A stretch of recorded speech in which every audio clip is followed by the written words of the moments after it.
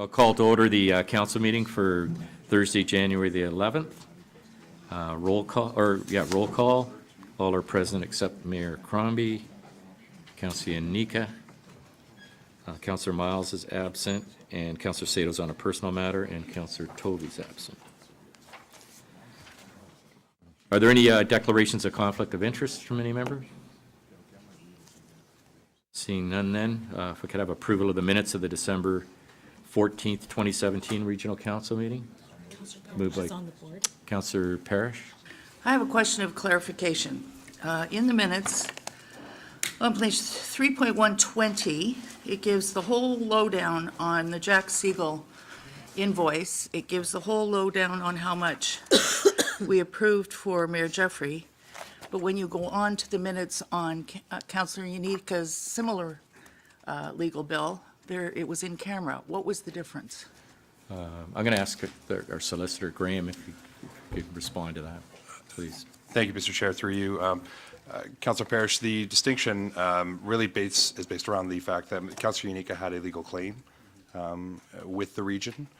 Based on such matters are typically dealt with in camera because they deal with litigation and are directly fall under that exemption under the Municipal Act, whereas a matter with Mayor Jeffries was determined did not. And that was the distinction between going in camera with Councillor Yanika's matter and not going in camera with Mayor Jeffries' matter. Okay, I still don't get that. Because the first time we talked about Mayor Jeffries' concern, it was in camera. And then when she was away on the 14th, it suddenly became a public debate. And I don't know how that happened or why the switch happened. Why was it in camera the first time? Through you, Mr. Chair. I'm going to ask the clerk to respond to that. The first matter was with Mayor Jeffrey. The first instance, it was an identifiable person when we were talking about it. The second time was a clarification of a question that was asked by council. So it was no longer considered to be an in-camera matter at that time because it was a clarification about the amount as opposed to the identifiable of the claim. I have immense respect for you, Catherine, but I don't agree with that logic at all. It makes no sense to me. And was Mayor Jeffrey informed it was going to go in public at the next meeting? She wasn't there for that meeting. No. Well, I disagree with the way that whole thing was handled. I disagree with the way Nando's is handled. You treat both people the same way. If you look at in-camera matters, it talks about solicitor-client privilege legal advice. I agree with not sharing that, which we didn't do with Linda. But with Linda, everybody knows it was $18,000. With Councillor Yanika, nobody knows what it was. So I think there should be some consistency here.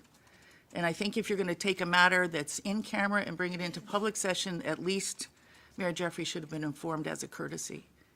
This really riled me up when I read it. I got angrier when I read it. And then when you go through all the new regulations on what is in camera and what isn't, and what's confidential and what isn't, it doesn't say that you have to keep taxpayer money, which is awarded to a councillor to pay a legal bill. It's not an in-camera item. The debate is, but the final award should be public because it's a public purse that we're getting into to pay that money. So I would like someone to look at that and come back with a better answer in writing as to how that's happening.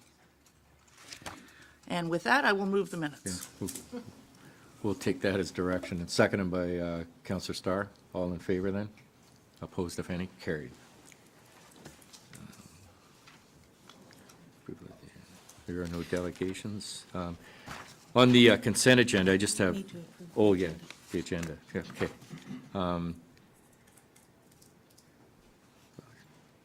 Yeah, just reading your addition here. Okay, yeah, approval of the agenda, Councillor McFadden. Thank you, Mr. Chair. I'd like to add an item to other business, which is the letter from the province concerning the ROPA for the Ninth Line lands. Okay. I've asked Arvind Prasad to speak to it later. Okay, we'll put that under other business. Thank you. Thank you. Any further comments? If I could have a mover then of the approval of the agenda. Moved by Mayor Thompson, seconded by Councillor Shaughnessy. That the agenda for January 11th, 2018 Regional Council meeting include a presentation by Norman Lee, Director of Waste Management, providing an update on the curbside waste collection contractor's performance to be dealt with under items related to Public Works, item 11.2, and Further, that the agenda for the January 11th, 2018 Regional Council meeting include the Ninth Line lands under other business, and further that the agenda for the January 11th, 2018 Regional Council meeting be approved as amended. All those in favor? Opposed, if any? Carried. Councillor Carlson. Thanks very much, Mr. Chairman. I too wanted to add under other business a referral to staff, looking for some information about the potential funding for special events that was previously paid for by the Police Services Board. And I'd like to refer it back to our internal staff to take a look at what we might do to provide at least some interim funding to help these groups get through the next year or two. And I don't know if you want me just to do that now, or whether you want to wait till other bits. Yeah. No, we'll bring it up under other business. Thanks very much, Okay. Mr. Chairman. Thanks. Okay. I just have a note to read here on, with respect to the consent agenda. As per council's direction, we are piloting using a consent agenda for our regional council meetings. As was directed by council, we tried one model for the first 3 months of the pilot, and now we are trying the second model for the final 3 months of the pilot. The clerk will be reporting back to council in March on the pilot and the two methods used. With the second model, staff have identified items that are routine and non-controversial. These items have an asterisk beside them on the agenda. If you feel that any items on the agenda should either be removed from the consent motion or added to the consent motion, please indicate by adding yourself to the speakers list, and I will go through the list asking for your amendments to the consent motion. If no one has any changes to the consent motion recommendation, then I will take a motion that the items listed on the agenda with an asterisk will proceed on consent. Please take a couple of minutes to review the agenda, and please indicate if you have any amendments to the consent agenda items. Thank you. So we'll just, if everybody just take a quick look.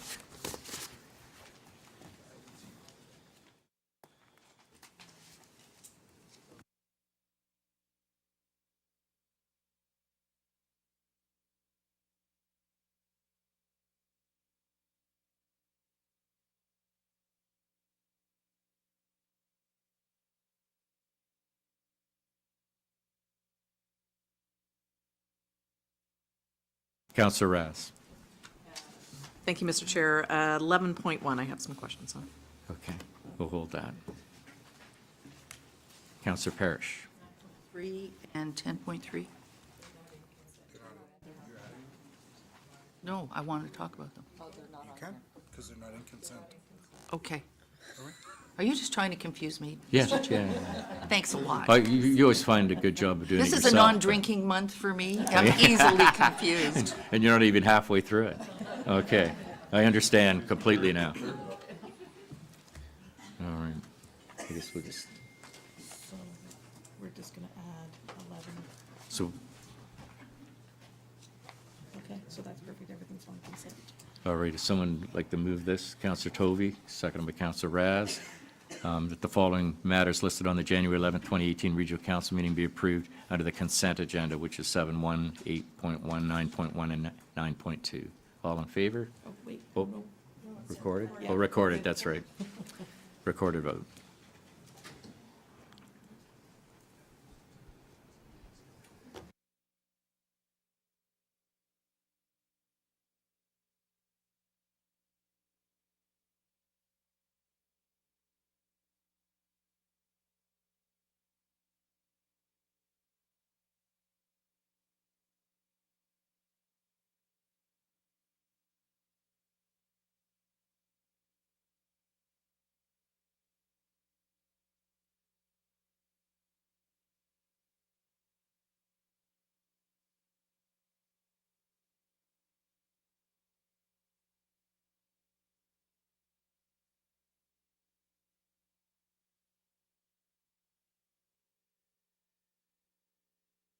It carries.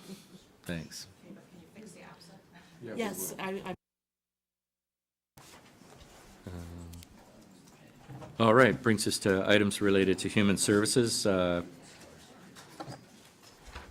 Councillor Medeiros, if you'd be kind enough to chair this section, please.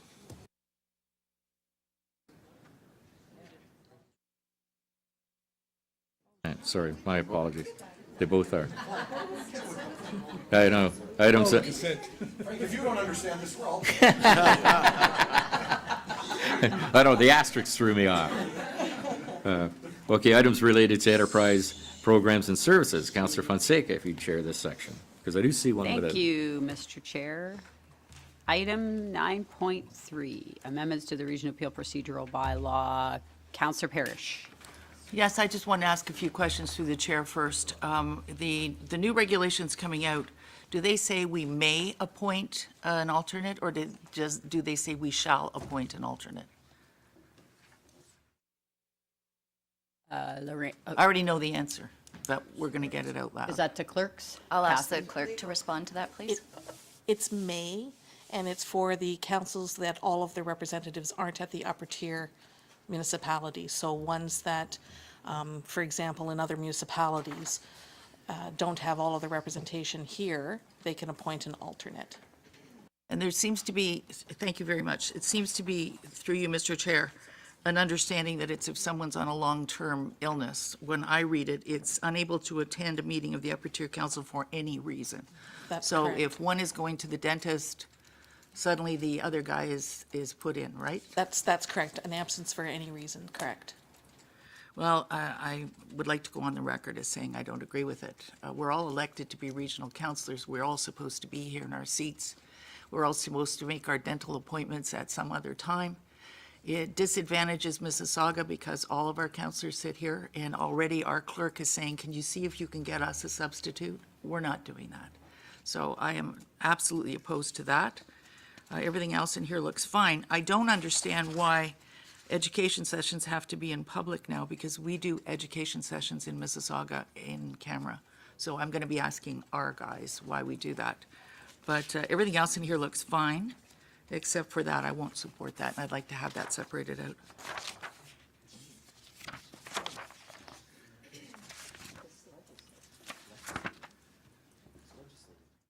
It's not legislated. I just asked that question. It's may appoint, not shall. So, Oh, that, I'm not talking about that. so Okay, I agree with you on that one, Councillor Parrish, you would like that section of this separated out to be Yes, I would. voted on separately. separately? Is that part of the recommendation is to? Okay, so, it's- any further questions?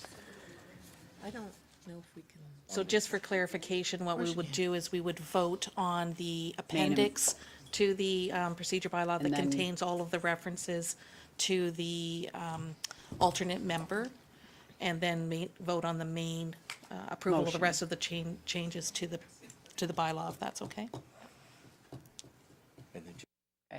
Okay, we do have one more person on the board, Councillor Shaughnessy. Thank you. I guess I need some clarification also, because I understand where Councillor Parrish is coming from, but the lower tier governments have to vote on this. And if the lower tier governments, such as Brampton and Caledon, decide that it's okay to have them, but then it doesn't pass at the region, yet it's, and I understand about shall and may. I need clarification on that. Yes, what's passing here is the procedure. If a lower tier chooses to appoint, then this is the procedure that would be followed when they come.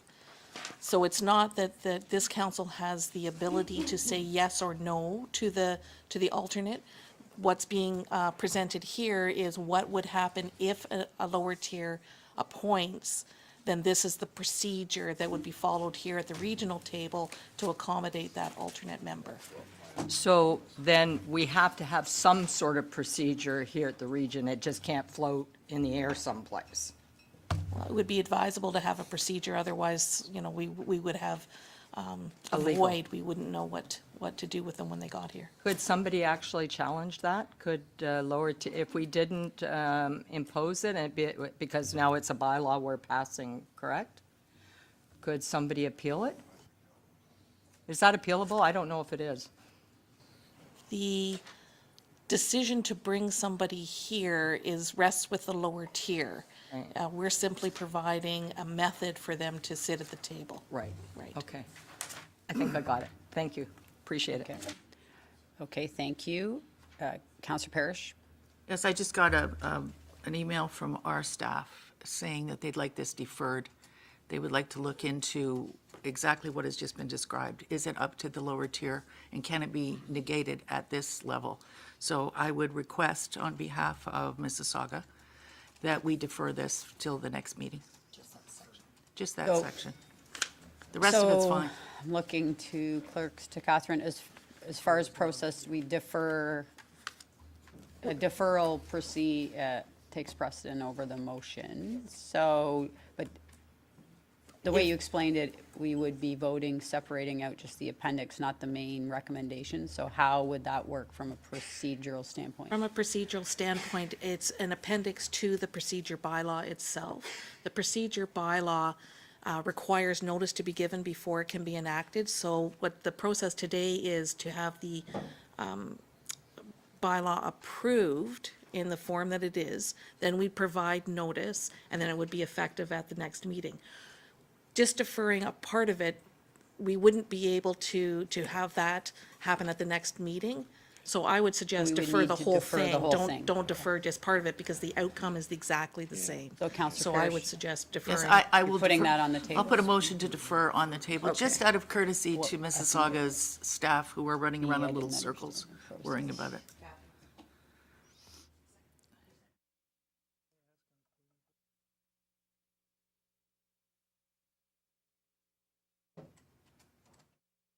Point of order. Can somebody speak to an item and then defer it?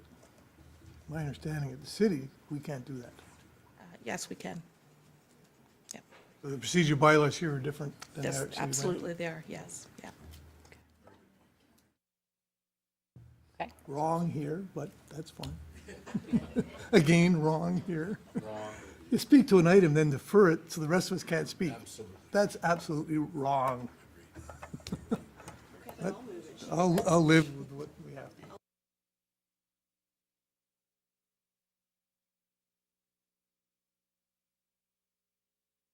Sorry, there was somebody on the board. Barb did speak to it. The question was around the May. When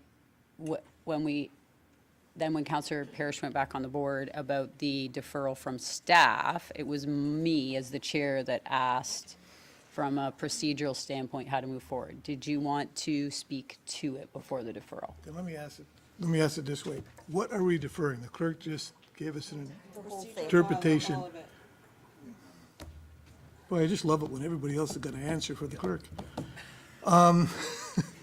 Because first, the motion that Councillor Parrish put on was to defer that particular item. And then you had a clarification, then all of a sudden the deferral's on. I want your interpretation, Madam Clerk, of what we are deferring here. The entire bylaw. Entire bylaw. That's Not correct. just the portion that Councillor Parrish That- asked to be deferred. And that was my That's question. correct. Okay. All right. Well, I think it's ridiculous, actually, that we would defer the whole thing over one thing here, but we had it, the clerk gave us her interpretation of what we can and can't do, and I accept that, but I won't support deferral. Okay, Councillor Unica. Thank you. If I am permitted to speak, and I think Councillor Gibson has always made some very valid points.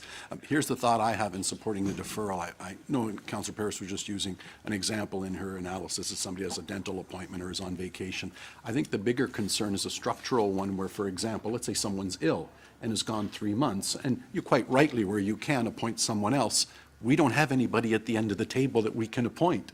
So do we have to go up a bylaw or a by-election, or can we get it, because, Councillor Unica's ill for 3 months, we don't have a warm body we can bring in, and in those circumstances, we come here shorthanded every day for the next 3 months or 6 months. So that's why I think she raises a very valid point that I think we need to have a look at, and that is why, the idea that you can appoint someone in your area, I think makes sense, but you can see where that might lead to a conflict where we don't have that luxury necessarily, or maybe there's some other way we could do it, but it would ever leave us shorthanded up here in that circumstance where one of us might fall ill. We haven't got a 13th councillor that we can say, Fred, why don't you, you're the local, we can't do that. So I think we should have a look at that in Mississauga. And for that reason alone, I would support it, though I understand completely if you have that luxury back home that somebody else can fill in, why wouldn't you? And at least the public's represented. So I would support it under those circumstances because I think it warrants another look. Thank you. Thank you. Councillor Shaughnessy.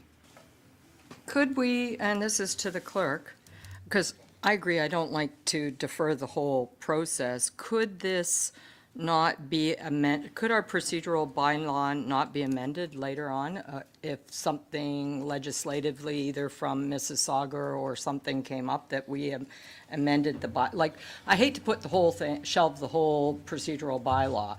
So could it be amended later on through a motion? It can be amended later. You could ask that it be taken off completely. The issue with that is practical in that Brampton has already appointed somebody. Paladin will on Tuesday. Right. So it's a matter of timing because we'd have to post notice again, like a second set of notice. Okay. And It's possible to do it Okay. that way. So the other thing that Councillor Anika spoke about was the ability that if somebody was sick, I thought it was legislation, not at the lower tier level, but I thought legislatively, should somebody be sick for any period of time, you're allowed to designate somebody, and maybe that's only at the lower tier, maybe that doesn't follow through the higher tier legislation. So if, say somebody was off sick because of cancer for 3 or 4 months, you can appoint somebody, but I'm not sure if that is actually legislated from the province or whether it's just locally legislated. Well, I'll defer to legal counsel. My understanding is that if you're off for 3 months, you need council permission, Right. basically approval to be off for that period. It's not that you get to appoint Automatic. somebody else. It's that you'll be off, but knowingly that you're off with permission, so to speak. Permission, okay, so. Yeah, so it's not okay, an automatic, it's okay, not appointing somebody else. Okay, thank you. Graham, did, Through you, Madam cover- Chair. Yes, indeed, that's the current legislation that Bill 68 amended. Okay. okay, seeing Counselor Parrish. Roll of the entire report. You can now move Thank you. deferral of the entire report. So deferral moved by Counselor Parrish, seconded by Mayor Crombie, and this is a recorded vote.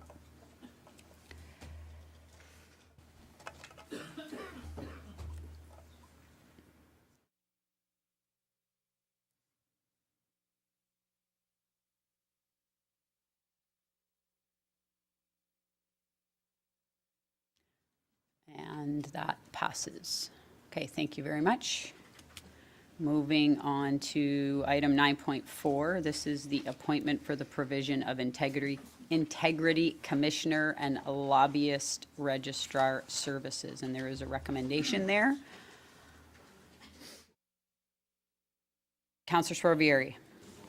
Thank you, Madam Chair. Just a question. The new appointment, when will it, when it takes over, will he be taking over any unresolved cases that may be ongoing presently? Catherine, or yes? The contract for the existing integrity commissioner expires on January 31st, and the new contract starts February 1st with new people. Any investigation that has started during the term of the existing current integrity commissioner will be completed by the existing integrity commissioner. Even if it goes beyond the... That's correct. Okay, Yeah. that's fine. Thank you. Okay. Thank you, Madam Chair. Okay, so this is a record, seeing no one further on the board, it's a recorded vote. Would you like to move the motion, Councillor Sparvieri? Oh, Councillor Ross? I do not see your name on the board. Sorry. Oh, moved by Councillor Sparvieri, seconded by Councillor Ross. All in favor, it's a recorded vote.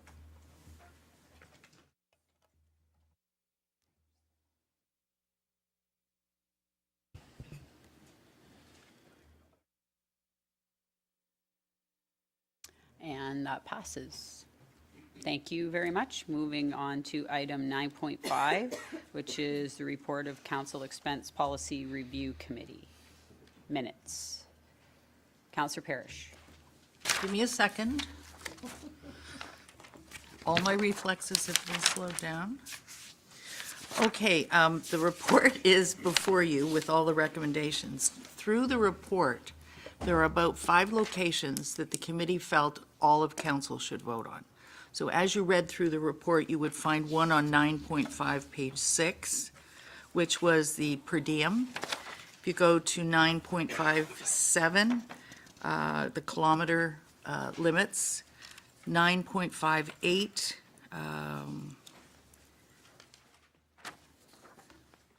business claim forms without the issuance of a regional P card. We had a long debate on the P card. Also on that page, not include any wording on the policy related to accumulation of loyalty points. They said it was almost impossible to keep up with.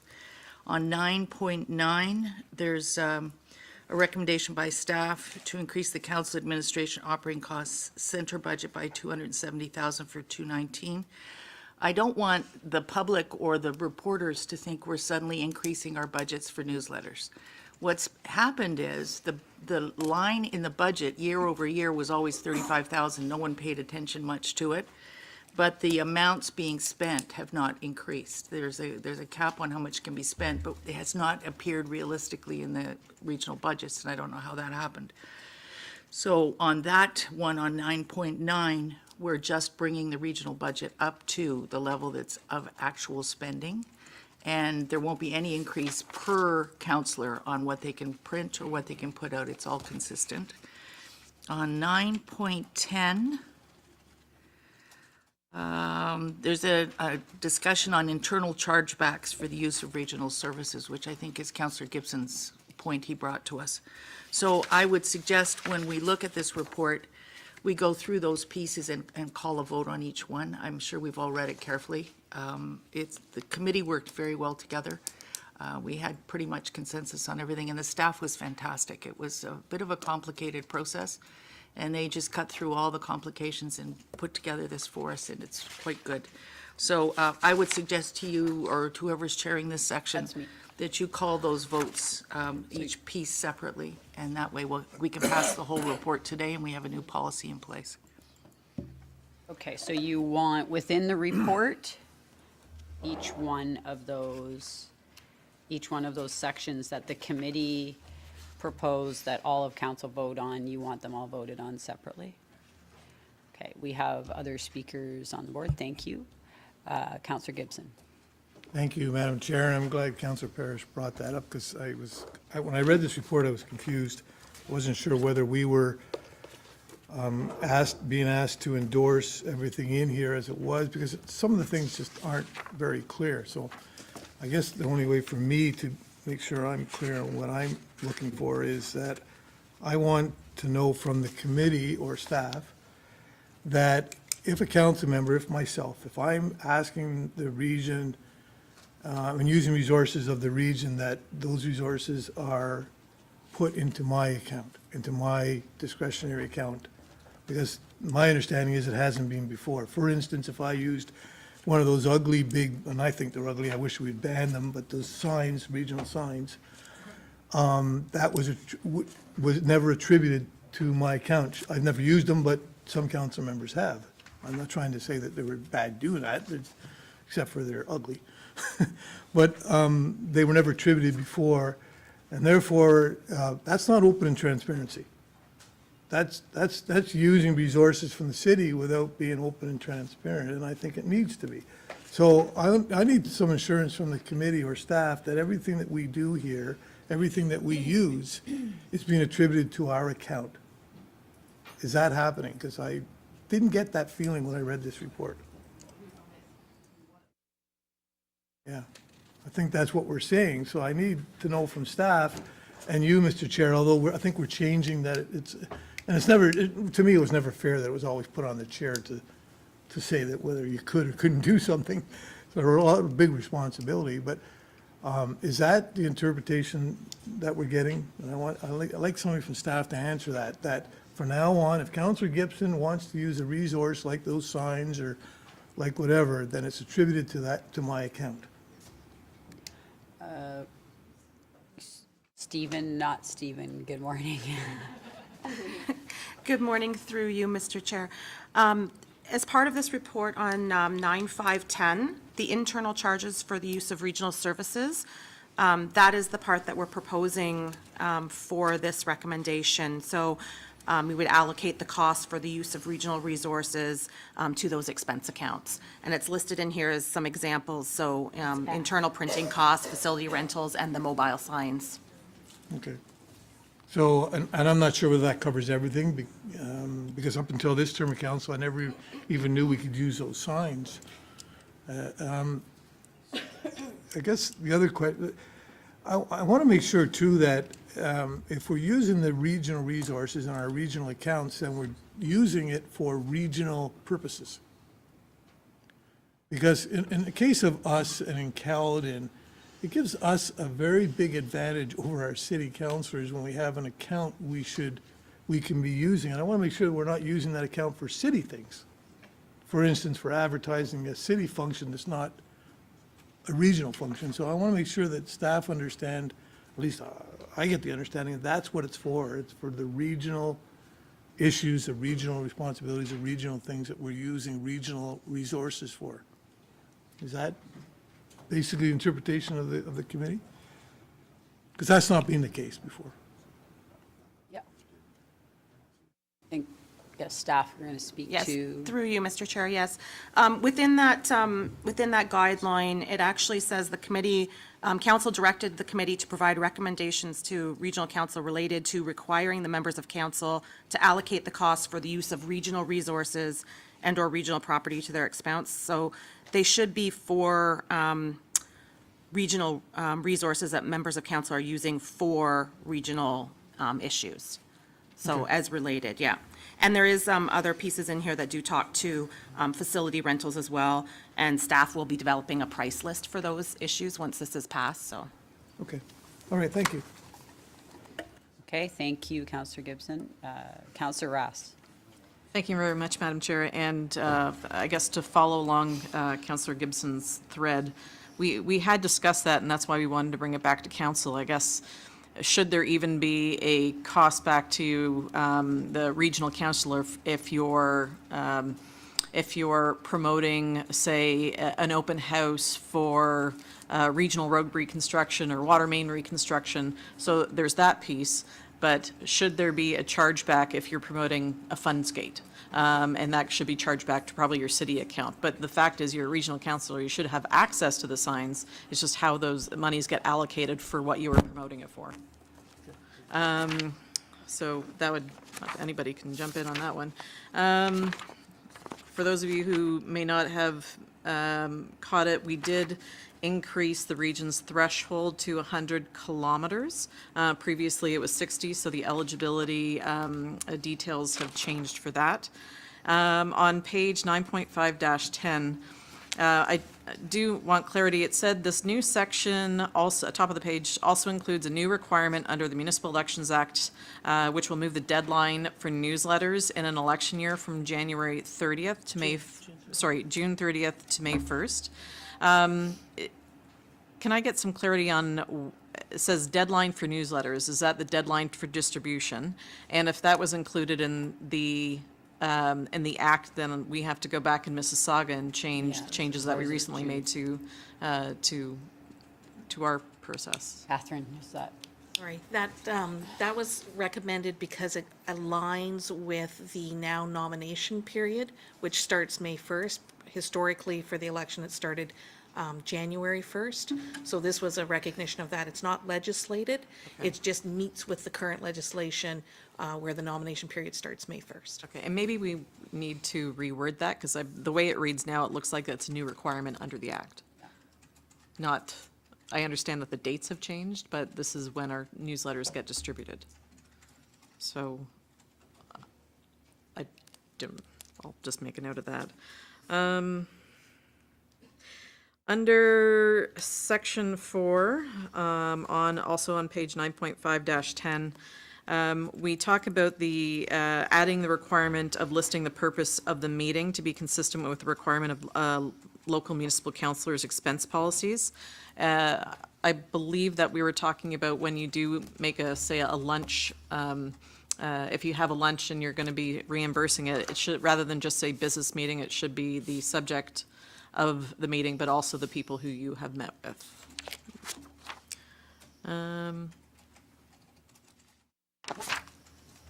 those are my comments for now. Thank you. So thank you, and just through to staff. So the clarification wording from Councillor Gibson and Councillor Rass will be included in as friendly amendments into the report? Yes?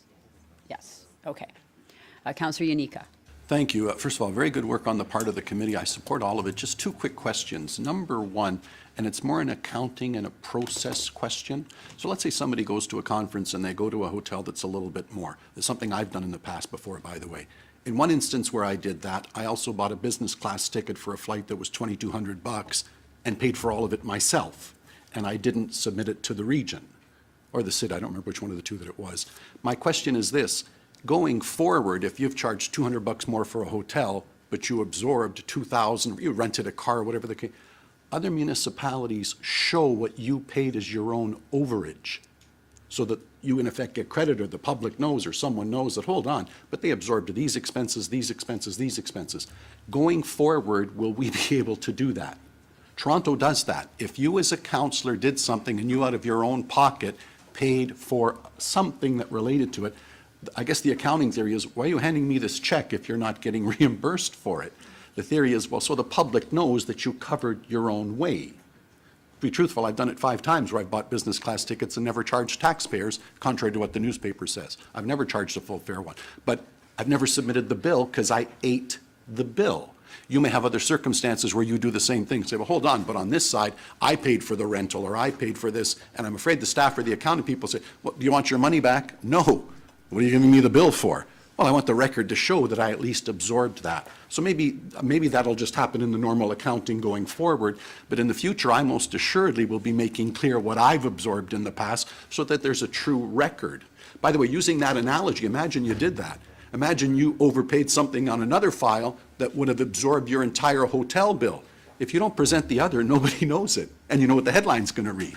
So I think our paperwork, and I'm guilty of this as well, I think our paperwork has to substantiate exactly what transpired, both the good and the bad, but I don't know if our process allows us to do that. And again, and in my review, Toronto does, I'm pretty sure it was Toronto, they have a final column in their expenses that say, what did you as the elected official pay for but did not ask for reimbursement? Because if you don't have the category, nobody ever knows you did it. And I can see accounting people saying, why are you handing us this bill? You're not asking for your money back. But the record shows where the true equities were.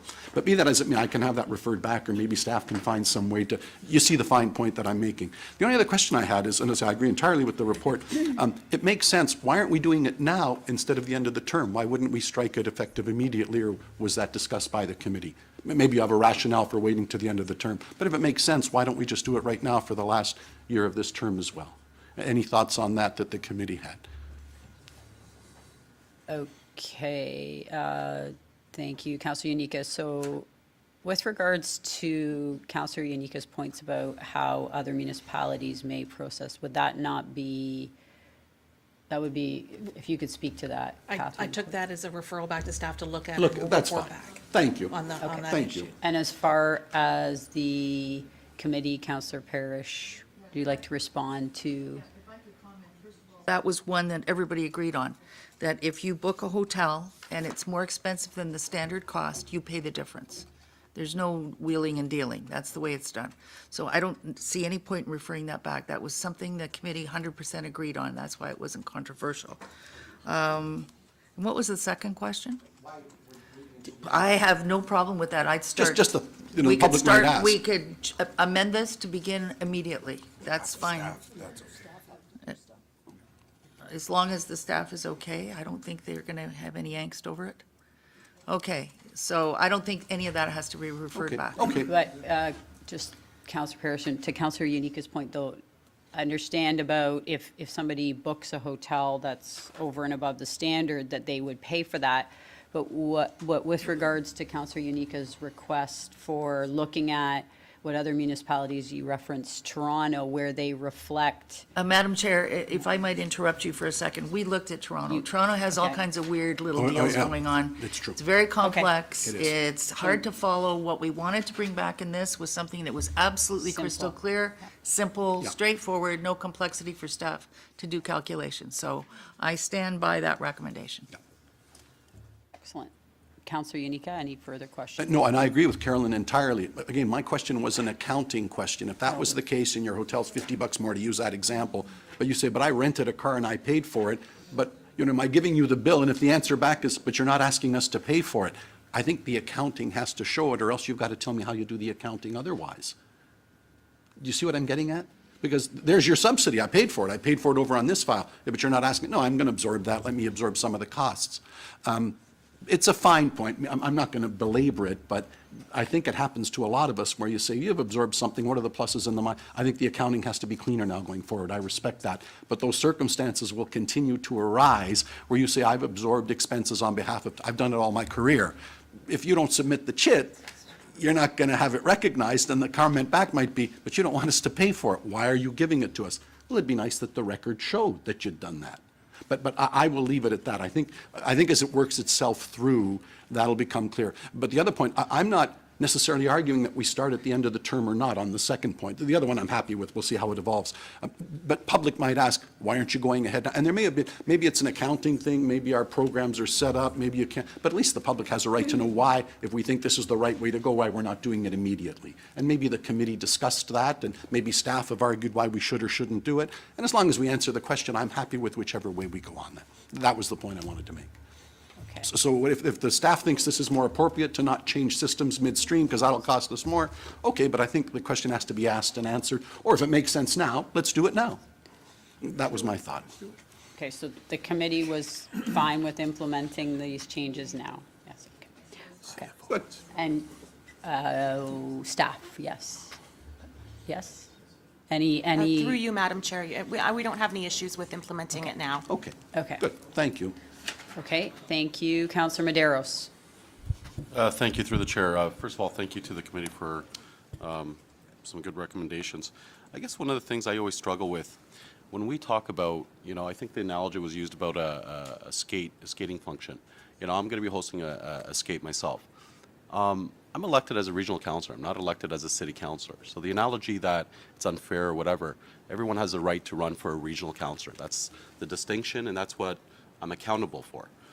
The second point I find is when we talk about, when you look at our newsletters, I guess now, and this is to staff, when we look at the newsletters, the content is really going to have to be regional focus, but a lot of the work is intertwined in terms of, some of the work that we're doing downtown Brampton, regional project that the city's doing together, what determines city and what determines region.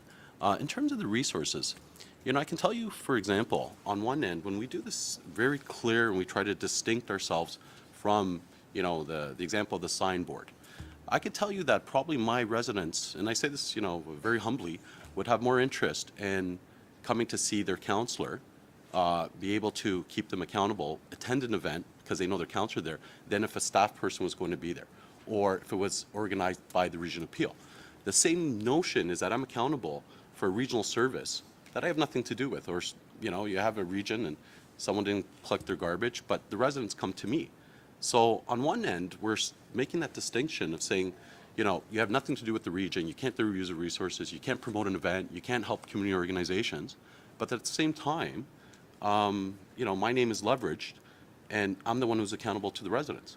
So this clear distinction, it's almost like we're separating it, and then after we get handcuffed, and I can see at the City of Brampton on some of the stuff I want to do, and some councillors are more active than others, and I like to be very active and host community events and so on, and I do leverage the resources to get the message out, because people appreciate that they don't have to pay to take their families for a skate. They're saving the $20. And how do you promote that effectively? So I get handcuffed to a certain degree, and to distinct it between a city or a regional, I think that's very difficult. So I think this is one of those things that, you try to find that happy medium, but we can sort of go on the other way. And at the City of Brampton, you find yourself sometimes, I guess, based on what's happened in the past, that some of the regulations and council expense policy really hampers you from really leveraging and supporting your community. Because organizations, come to you, organizations want that help. You see at the City of Mississauga, you have the ability to purchase a tent. And I know community organizations really use the tent. I know some of the councillors are very active, and the community groups are very thankful for that. But at the City of Brampton, we can't do stuff like that. So I think this is one of those things that you really have to find that happy medium. I don't know where that is, but this clear distinction to sort of say, on one end, we have this representative political function, but we pretend that we're not politicians. You know, we pretend that, you know, we don't want to promote stuff. We don't want you to promote your name, but my name is the one that's looked for and accountable when things don't go right. So there's that real sort of clash of ideas, and I find some of the rhetoric sometimes benign. It's real, you know, it's that rhetoric is that this is our business. This is what we're in. I'm accountable to my people. And every 4 years, they will determine if I use their resources wisely. They will determine if I should be, you know, and so I find some of it sometimes a little bit, you know, we do the function, but then after we pretend we're not that. You know, so those are just some of the comments. And I think the guidelines I would like for staff is that we do find that interpretation on, you know, certainly there has to be that responsibility, there has to be that accountability, but at the same time, don't handcuff me. You know, let me, if other councillors don't want to do events, if other councillors don't want to promote whatever, let them not do it. But don't handcuff someone who's active and someone who wants to support his community and support organizations. That's what I leave it at there. Okay, Councillor Madero, so are you concerned it's not clear within the recommendations, within the report, as to what qualifies specifically as a city event and a regional event? Or Yeah, to the chair, there is overlap in some activities. Would you like to see some wording changed, or is this just a comment for staff to take back? Well, I think it's a comment for staff to take back and Or the that committee. allow for some interpretation. Because essentially, I think you don't want the language so strict. And I would just, you know, so the analogy of the skate party, which was brought up, or other community events, I think there has to be some allowance, and that's where you have the discretion. Unfortunately, this is a two-tier system which we have. And if I have a town hall and I have city issues and regional issues, I have that discretion to use both accounts. And that's essentially it. Thank you. Thank you. Councillor Starr? I just wonder if I can get some clarification on the dates through the clerk. As recently as a couple of weeks ago at the city, I asked when the last time we could send a newsletter out, and it was June 30th. And here I'm hearing, if I've heard right, May 1st is the last time we can send something here? How you send a newsletter is based on the individual municipalities' policies. Our policy existing is June 30th. The new policy that's being proposed here is that it's May 1st, April 30th, May 1st, yeah. Okay, so then I'm going to make a suggestion to the committee that we make it the same as the municipalities. Why would we change it to May 1st? Suggestion was to align with the nomination dates for municipal elections, which previously were January 1st and are now May 1st. Previously, January 1st, we were still allowed to have a newsletter for the That's next 6 correct. months. Yep. But now we're changing something in the middle. I'm a little confused there. Why would we change it to May 1st? I mean, if you have it June 30th, and June 30th has been a standard for that long, I'm going to ask for a change for that to go, let's go back to the June 30th. I don't know what you know, whether we have to go back to the committee or whatever. So Councillor Starr, in the report, this is suggesting that all of these changes be made for the next term of council. There was discussion that this be implemented immediately.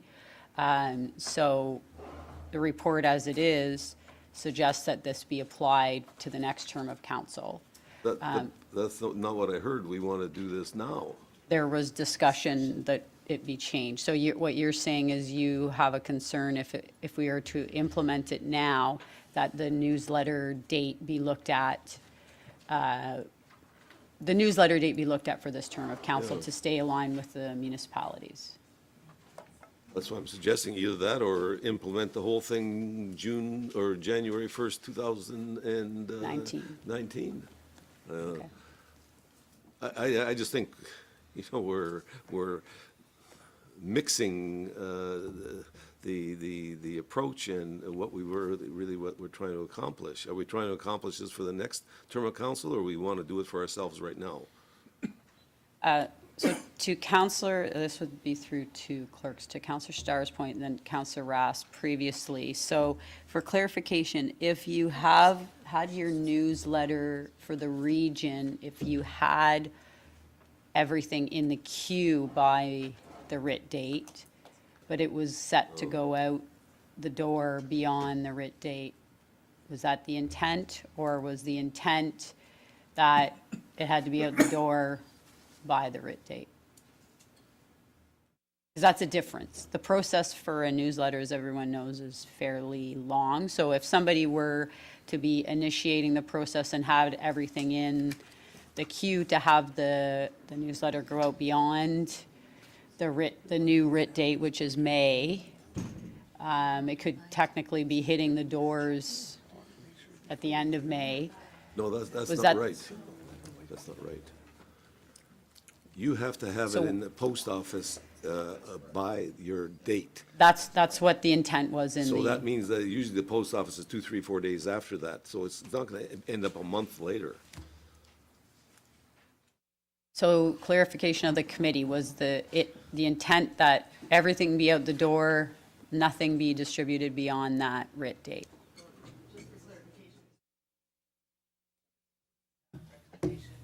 Okay. Interpreting the new election schedules. So we didn't get into it. It was presented to us, we accepted it. All I could comment on is if you're putting a newsletter out after you've got opponents registered, it looks pretty bad. So I would suggest common sense would tell you not to do that. So, but this was given to us. We didn't have a discussion on it. Okay, thank you. Okay, Okay, so Counselor I'm still gonna, I'm not sure how you break this out, but I'd certainly like to break that. break out the newsletter. Newsletter as the June 30th dates still remain. And let's face it, even June 30th, if we're so concerned about other people running, whatever, it's usually not into June, July, August is when you start to see people. I mean, you've seen people register the day of. So I just think to get it in the queue and whatever else, we're into January, it's February, that's 1, 2, 3 months. Okay.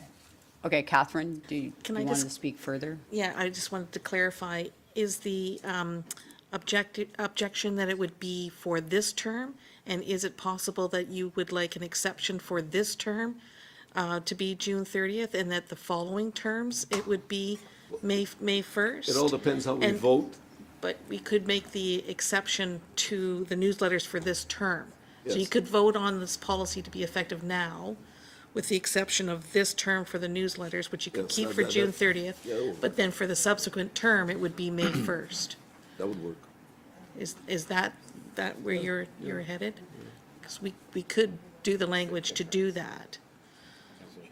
So that it wouldn't be, in the future, it would be May 1st, but for this term, it would be June 30th. That would work. Yeah.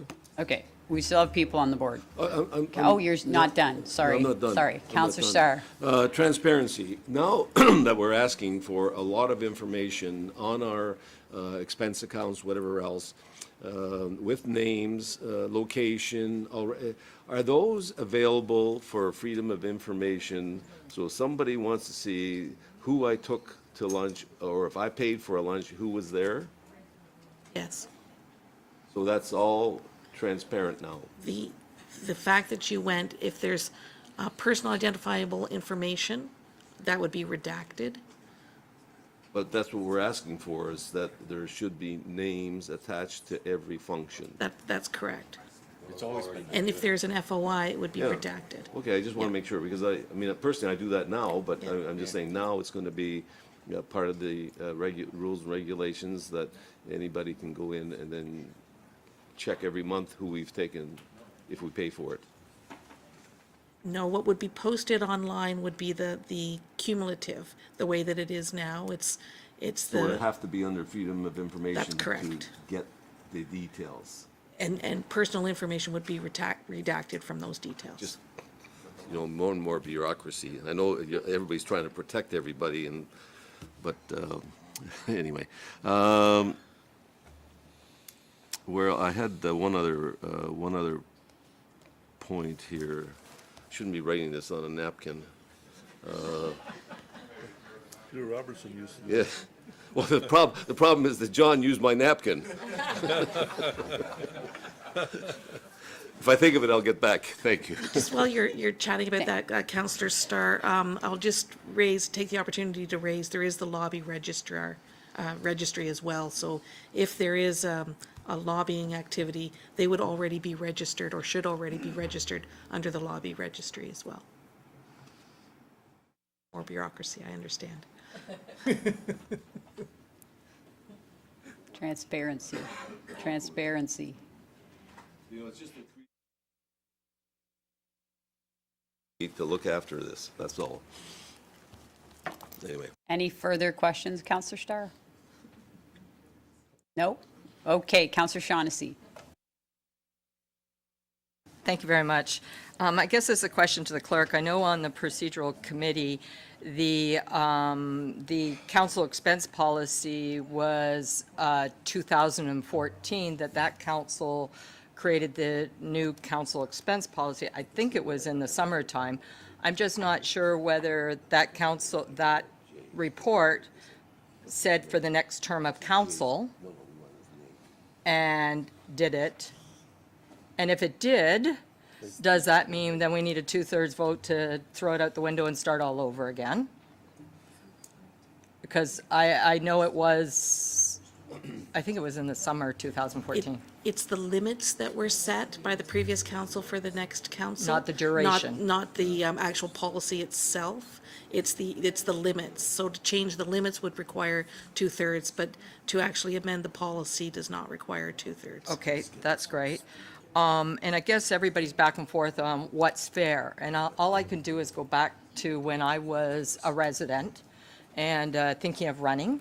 And my regional counselor, put out his newsletter at the end of June. The moment I got it as a resident, I said, oh, must be nice that he gets to put his name out there even though he's running in the election and I don't get that opportunity. So I immediately saw it as an electioneering, even though it wasn't, but I saw it as that as a resident.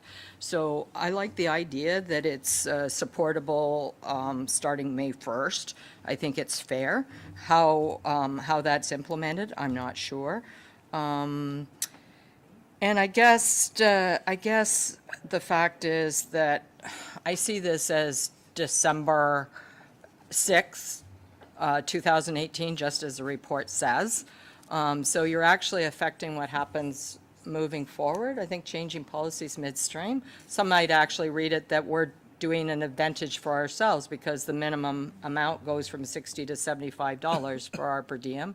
I mean, people, it's all about perception. And at least I, as a counselor, can say, I didn't do this to benefit myself because I don't know if I'm going to be here next year. I'm doing it to benefit and make it clearer for moving forward.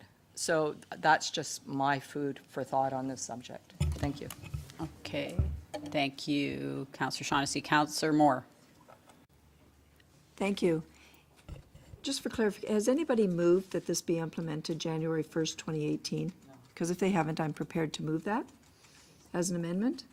We've done a lot of talking around it, but we haven't actually made a decision. We've just sort of left it hanging out there. So I'm happy to move that as an amendment. I want to really thank the committee. This brings a great deal of transparency to the region that, I'm going to be perfectly blunt, has never been there. Over the years, and I've sat here since 2003, there's been a lot of things that have been absorbed in departmental budgets and not accounted for. And, you know, we do a lot of talk about transparency. I'm beginning to hate the word because it means different things to different people, and some people talk more about it than they actually action it. But in any event, this does bring a great deal of transparency to it. If the Region Appeal didn't own mobile signs, then we'd be renting them to put up our signs out in the community. I don't really care what message goes on it, because the truth is, if we hold a meeting in our constituency that has to do with a regional issue, chances are we're going to use a city-owned facility, and we'll pay for that out of our city account. I don't care what message goes on it, but it absolutely needs to be transparent to the taxpayers. And if there's a cost to it, renting it privately, there should be a cost to it, and it should be very clear that that cost is attributed to the member of council. So, there's been a number of things over the years that, as I said, haven't been there, whether it's rental of facilities. It's pretty clear at the local level, everything is attributed to us. Whether it came out of our discretionary or whether it is simply a cost that is attributed to us for purposes of reporting to the public when it's put on the website. Taxpayers need to know what each and every one of us cost them. And so I want to compliment the committee. You did a great job on that. Thank you. So, Councillor Moore, you've officially formally I've put forward the officially motion to formally make the moved amendment. January 1st, 2018. I'll second that. And that's seconded by Councillor Parrish. We still have two people on the board. Procedurally, can they speak to Because the amendment? with the indulgence of council, I think that Councillor Parrish did indicate at the beginning Yeah. that she would like a separate vote for each of those sections, which I made Yes. note of. Yes. They are the recommendations of the committee, and we will go through them one at a time. When we get to the one that talks about when it starts, which will be the overall recommendation, then we can vote on, if it's satisfactory to the committee, Councillor Moore's amendment Okay. to the overall recommendation, which come would be the first. start date, which would be now. Before we get there, we will have talked about the newsletters, because it We're would going come. through each one. We'll go through each one Okay. of those as put forward by Councillor Parrish earlier. And at the newsletters, Councillor Starr could make an amendment, a motion to amend that this term, they have until June 30th, and that the following term, it would start with May 1st, and we would vote on that amendment, That will and come then under the that, newsletter. that section. Yes, with the Yes. indulgence of council, if we proceed that way, it might be Okay. the clearest. Clear as mud. Okay, thank you. I will need you to help me walk through each, okay. Councillor Shaughnessy. Just a quick question to the clerk. Was the December 6th, 2018, it aligns itself with the first day of the new council? That's correct. That's the That's- inaugural meeting of the That's, new okay. council. I just That's wanted to be correct. clear on that. Yeah. Thank you. Okay, thank you. Councillor Starr? For clarification, so after May 1st, then none of the expenses will be covered for conferences, et cetera, for this term? No, that May 1st date is only aligned to newsletters. So is there a cutoff for, what, so like AMO and FCM and whatever? No. That can be covered? That's correct. It's just, it's the council sort of communications, that newsletter piece. Okay, thank you. Okay. Okay, seeing no one further on the board, and I too would like to thank the committee, and I think there's been a lot of great questions and discussion. I think it's very important that we've gone through this, taken a little while, but that's good. So, so moving to parceling out each one of the sections within the report. So the first one would be, is it the per diem rate? Yes. So we are going to vote, recorded vote on each one. So we're on page 9.5-5, number 2, sections requiring further investigation, and this is 2A, the per diem rate. That is what we are voting on right now. It's a recorded vote, and you can vote now.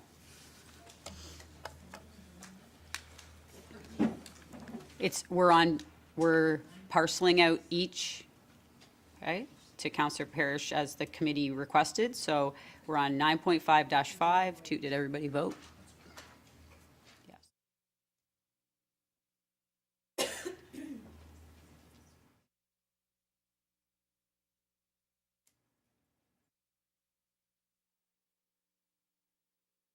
Yes, and that passes. Okay, thank you very much. And moving, do we need a mover and a seconder for each? I apologize. The first one was moved by Mayor Thompson, seconded by Councillor Parrish. Okay. A seconder. Okay, okay. Moved by Councillor Parrish, seconded by Mayor Thompson. Okay, so now we are on to page 9.5-6, and this is 2B, the kilometer threshold. It's moved by Councillor Parrish, seconded by Councillor Downey, and this is a recorded vote.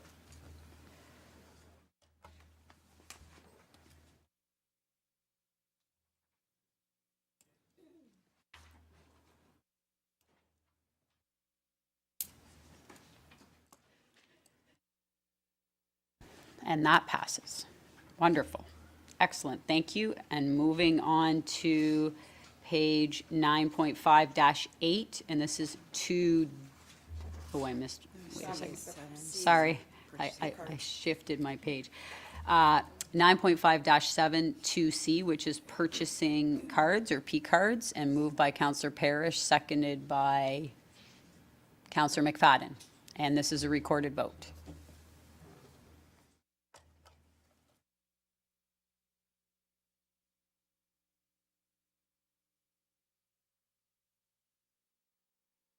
Okay, excellent, that passes.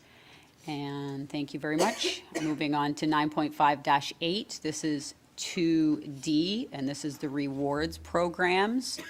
This is moved by Councillor Parrish, seconded by Councillor Pleshy. And this is a recorded vote.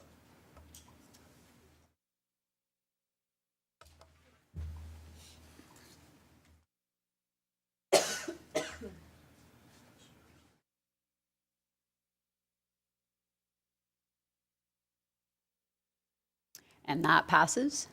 Excellent, thank you very much. And still on page 9.5-8, this is 2E, the regional newsletters. So this is where, Councillor Starr, did you want to put forward an amendment? You would? Yes. So.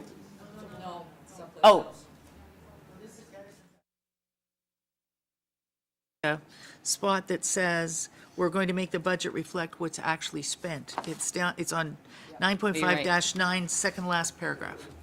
I apologize. So we're not there yet, sorry. That was And my then, mistake. then on the top of page 10 is the one that Councillor Starr's gonna. Yeah, okay, so regional newsletters, this is not where, it's not about the date, okay. So this is 2E regional newsletters, moved by Councillor Parrish, seconded by Mayor Crombie, and it's a recorded vote.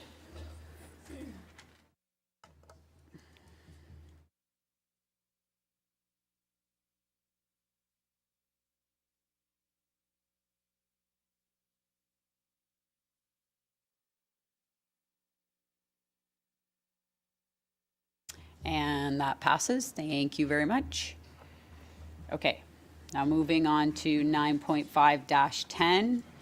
We have 2F, which is internal charges for the use of. Now you're going to do Ron's vote, Ron's amendment. Sorry, how come my page, sorry.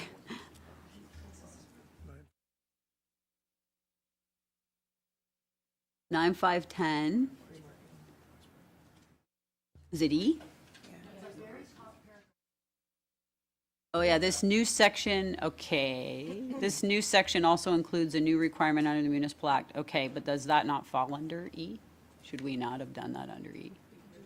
Okay, we're pulling that, just that line, okay, just that paragraph out. So this new section also includes a new requirement under the Municipal Elections Act 1996, which will move the deadline for newsletters in an election year from June 30th to May 1st. So we're voting on the amendment first, which is to say June 30th remains for this term and May 1st starts next term. So that's Councillor Starr's amendment. So That's- moved by Councillor Starr. We need a seconder. Seconded by Councillor McFadden. And this is a recorded vote. This is the amendment. This is Ron's amendment. Just to that. that one paragraph or one sentence. I don't know.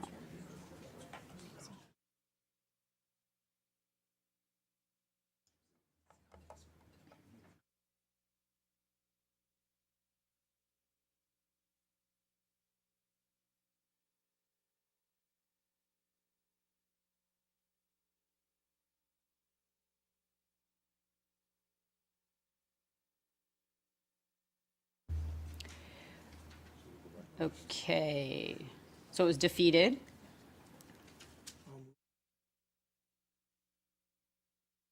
So When we now get to we- the overall recommendation at the end, the amendment will be defeated, so it's not amended. So you don't have to do anything else, move on to the next one. Move on to the next one. So 9.5-10. F, that's what I'm on right now. Internal charges for the use of regional services. I'm trying to make sure I don't miss anything as I'm flipping through the pages. So, moved by Councillor Parrish. We need a seconder. Seconded by Councillor Moore. This is a recorded vote.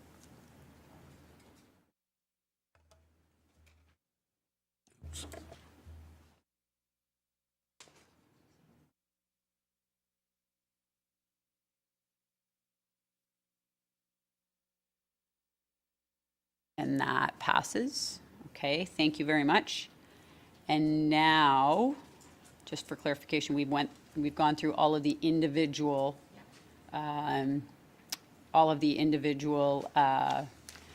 approvals. So now we move to the amendment Councillor Moore's. that Councillor Moore put forward. So moved by Councillor Moore, seconded by Councillor Parrish, that these changes be implemented as of January 1st, 2018. So this is a recorded vote.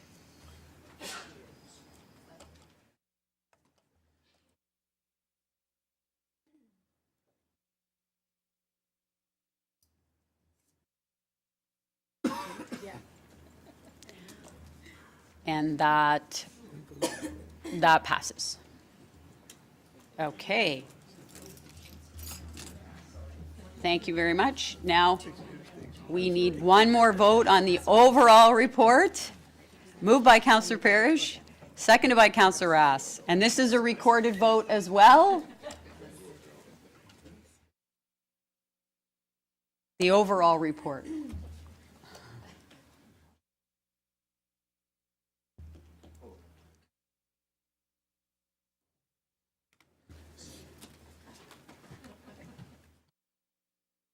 And it passes. Thank you very much. Appreciate everybody's patience on that one. Wonderful. Councillor Starr. Oh. A summary of all of this for our staff, someplace down the road so it's pretty simple so that they understand, because we don't do this, that our staff do it. So with changes, I think it'd be appropriate that we do that. Thank you. Okay, good point, Councillor Starr. Thank you. Okay, moving on to item 10.1-1. This is correspondence from Sasha Smith, City of Mississauga. Attached is a copy of the report regarding the regional request for development charge relief for 174 affordable housing units located at 360 City Center Drive. And the recommendation approved by Mississauga's council. So we need a mover and a seconder, correct?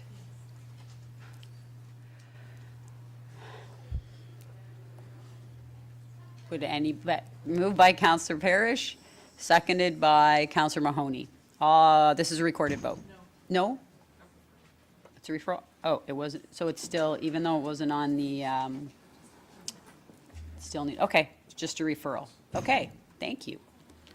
Item 10.2 is correspondence from Peter Fay, City of Brampton. This is referral to recommend. Direction required, so I need a mover and a seconder. Councillor Rass. Thank you, Madam Chair. I was just wondering, are there going to be any additional Peel resources for this, like AV, or are there going to be costs that we're incurring that are going to be reimbursed by Brampton? If there's a motion to have them reimbursed, then yes, because there will be resources that would be expended in order to accommodate it. Do we know what the approximate costs are? No, we don't, because we don't know the number of meetings that they'll need to have or the extent of them. My understanding from the clerk is that they have a meeting room set up that they'll be able to handle a lot of the meetings, but if there's a meeting that's got an issue that will require a public presence, then they may need to use the chambers to accommodate the public. Okay, I'd be happy to move a motion that Brampton reimburses his Peel for any costs related to the use of the facilities.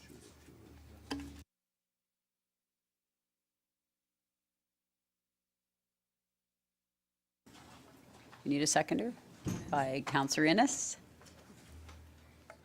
And this would be a recorded vote. You can vote now.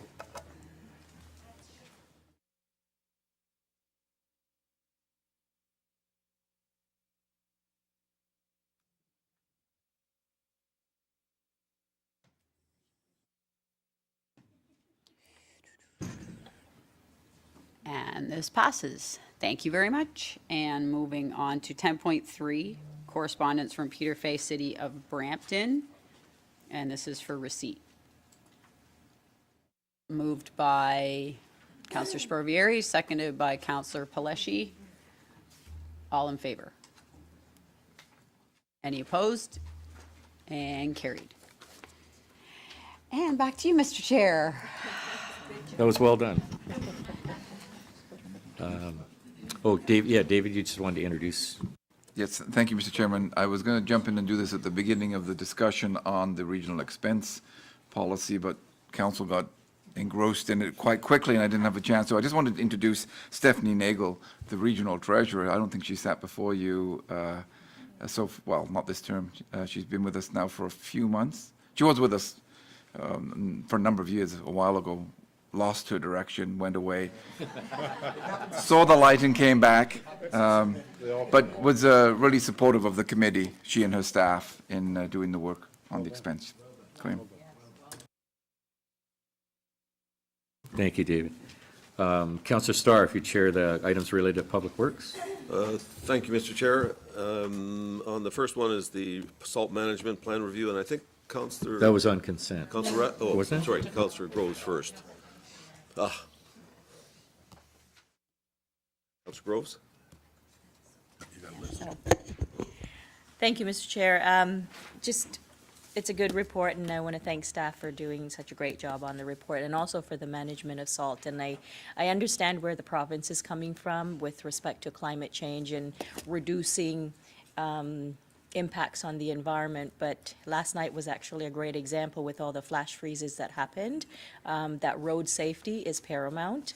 I had things on social media where people were slipping and sliding, and I will say, though, that Highway 50 was great. We have this great big hill in Bolton on Highway 50. The region did an outstanding job in making sure that that road, because a lot of my residents use that road to travel back and forth to home, and that road was really well maintained, no issues there, but just moving forward, I hope the province is cognizant that safety, road safety should be paramount. We do recognize, like I said, the need to protect the environment and to make sure that that there is a balance. Thank you, Jeanette. But again, I'm for safety. Thank you. Councillor Rass? Thank you very much, Mr. Chair. Thank you for the report. I raised this a couple of times at Mississauga Council. And to Councillor Grove's point, it's absolutely the balance between public safety and trying to protect our environment. So I do appreciate the lengths that we're going to. I do note that there's a lot of innovative solutions, and I know we're going to continue to explore those in the future, but there's some really interesting attachments that you can put onto plows, because the best way to manage salt is the more snow you remove and the barer you can get, then the less salt you're going to be using over time. So I'm hoping that we're going to continue looking at those solutions. It was funny, I had somebody who wanted a sidewalk salted a couple of years ago, so we went and salted the sidewalk, and this year she said, too much salt. So, again, finding that balance. I did have a question. This is to legal, so to Graham. What, and you can get this back to me if possible. I'm just curious, in terms of the claims made against the region for slips, trips, falls, and the legal costs or costs that we incur as a region related to winter operations. Can I get that, or can council get that? I'm very curious, because of the litigiousness of our society. It's, you know, these are the challenges that we face. So to have that ammo for us to be able to make those informed conversations with residents, I think, is important. Through you, Mr. Chair, absolutely, Councilor Rouse, we can do that. Currently, we keep track of all of our claims, and the risk management team handles a number of these slip and fall cases as you described them, and we work with them to compile this data, and we can certainly report back to council in a reasonable amount of time on that. Yeah, no rush. I appreciate that. Thank you. I'll move the report, Mr. Chair, when it's Been appropriate. moved and seconded by Councilor Groves. Any other questions, comments? All in favor? Those opposed? Carried.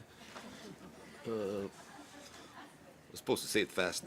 Now we have an interesting one, curbside waste collection. There's the major report is in your file, and we also have a handout which was just given to you. And I understand, Norm, you're going to take us through this.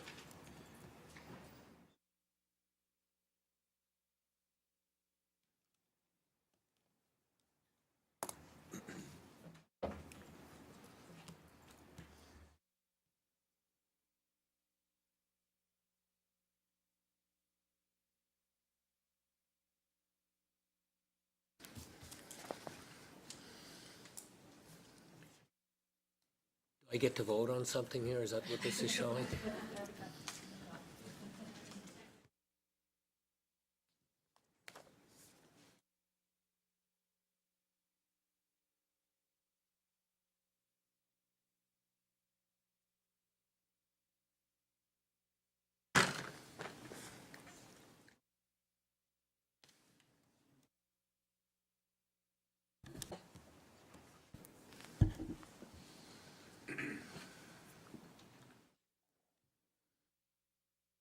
Maybe just while Clerks is bringing up the slide deck, I'm going to apologize for kind of distributing a presentation last minute. But I think, you know, we've kind of covered quite a bit of ground since this report was written and put into the agenda.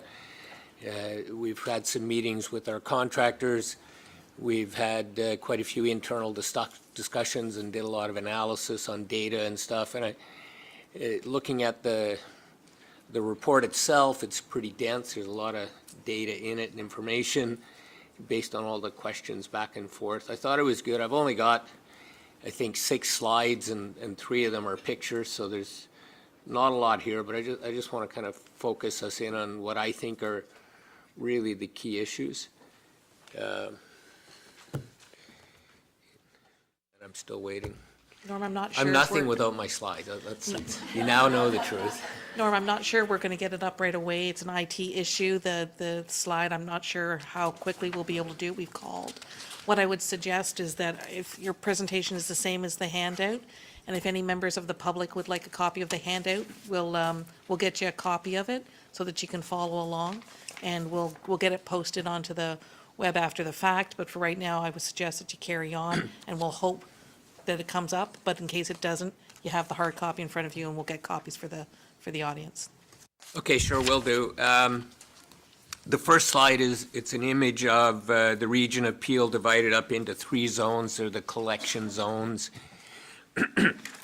Excuse me. When we went to tender a couple of years ago for collection, we brought a fairly lengthy report to council talking about competition and pricing and the best way to kind of get good prices and good service for Peel. And staff recommended and council approved dividing the region into 3 zones. That would attract more bidders. One big collection contract was just too big for a lot of the local bidders.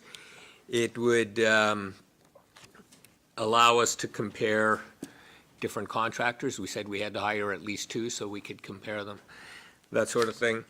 And then it talked about, the tender document talked about what each zone was like, you know, the number of houses, the number of tons of material we typically collected, you know, of importance up in the north zone, which includes Caledon, long distances in between houses, their yard waste season's a little different. So it had all of that stuff. It talked about that. The second image is what we call a centroid map. So for each of the zones, we pick kind of the centroid of it based on where tonnage was generated within that zone, and then we drew concentric circles out from it. And the first one, I'm going to say 15. So if you're within 15 kilometers of the middle of that zone, we said contractors have to deliver material anywhere within that 15-kilometer circle that we tell them at the price they bid. If we tell them to go outside of that 15-kilometer circle, we'll change the price, and there's a process in the contract for changing it and pricing and formulas and stuff like that. And then the third map shows a number of drop-off locations that the Region Appeal uses. Most of them are within the Region Appeal. A couple of them are actually in the city of Toronto, and one of them is just north of Caledon.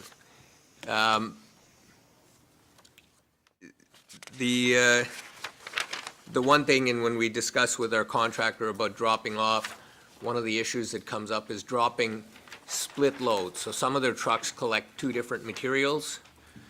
They don't always get to drop both of those at the same location. We try our best. It's hard to do. There's a lot of things come into play. You know, there's operational requirements at the site. There's only so much space in the building. Once it's full, it's full. We have to stop using it that day. They all have permits from the province that set limits on what can be done. We have prices at different ones. Some of them have put or pay requirements, so we have to deliver a certain amount of material to them or else we pay for nothing, things like that. And again, all of this was explained in the contract that it would be done. In fact, one of the bidders asked during the process specifically about split trucks, and the answer was, you know, you can use them if you want, but we may be sending them to two places. Make sure you price accordingly.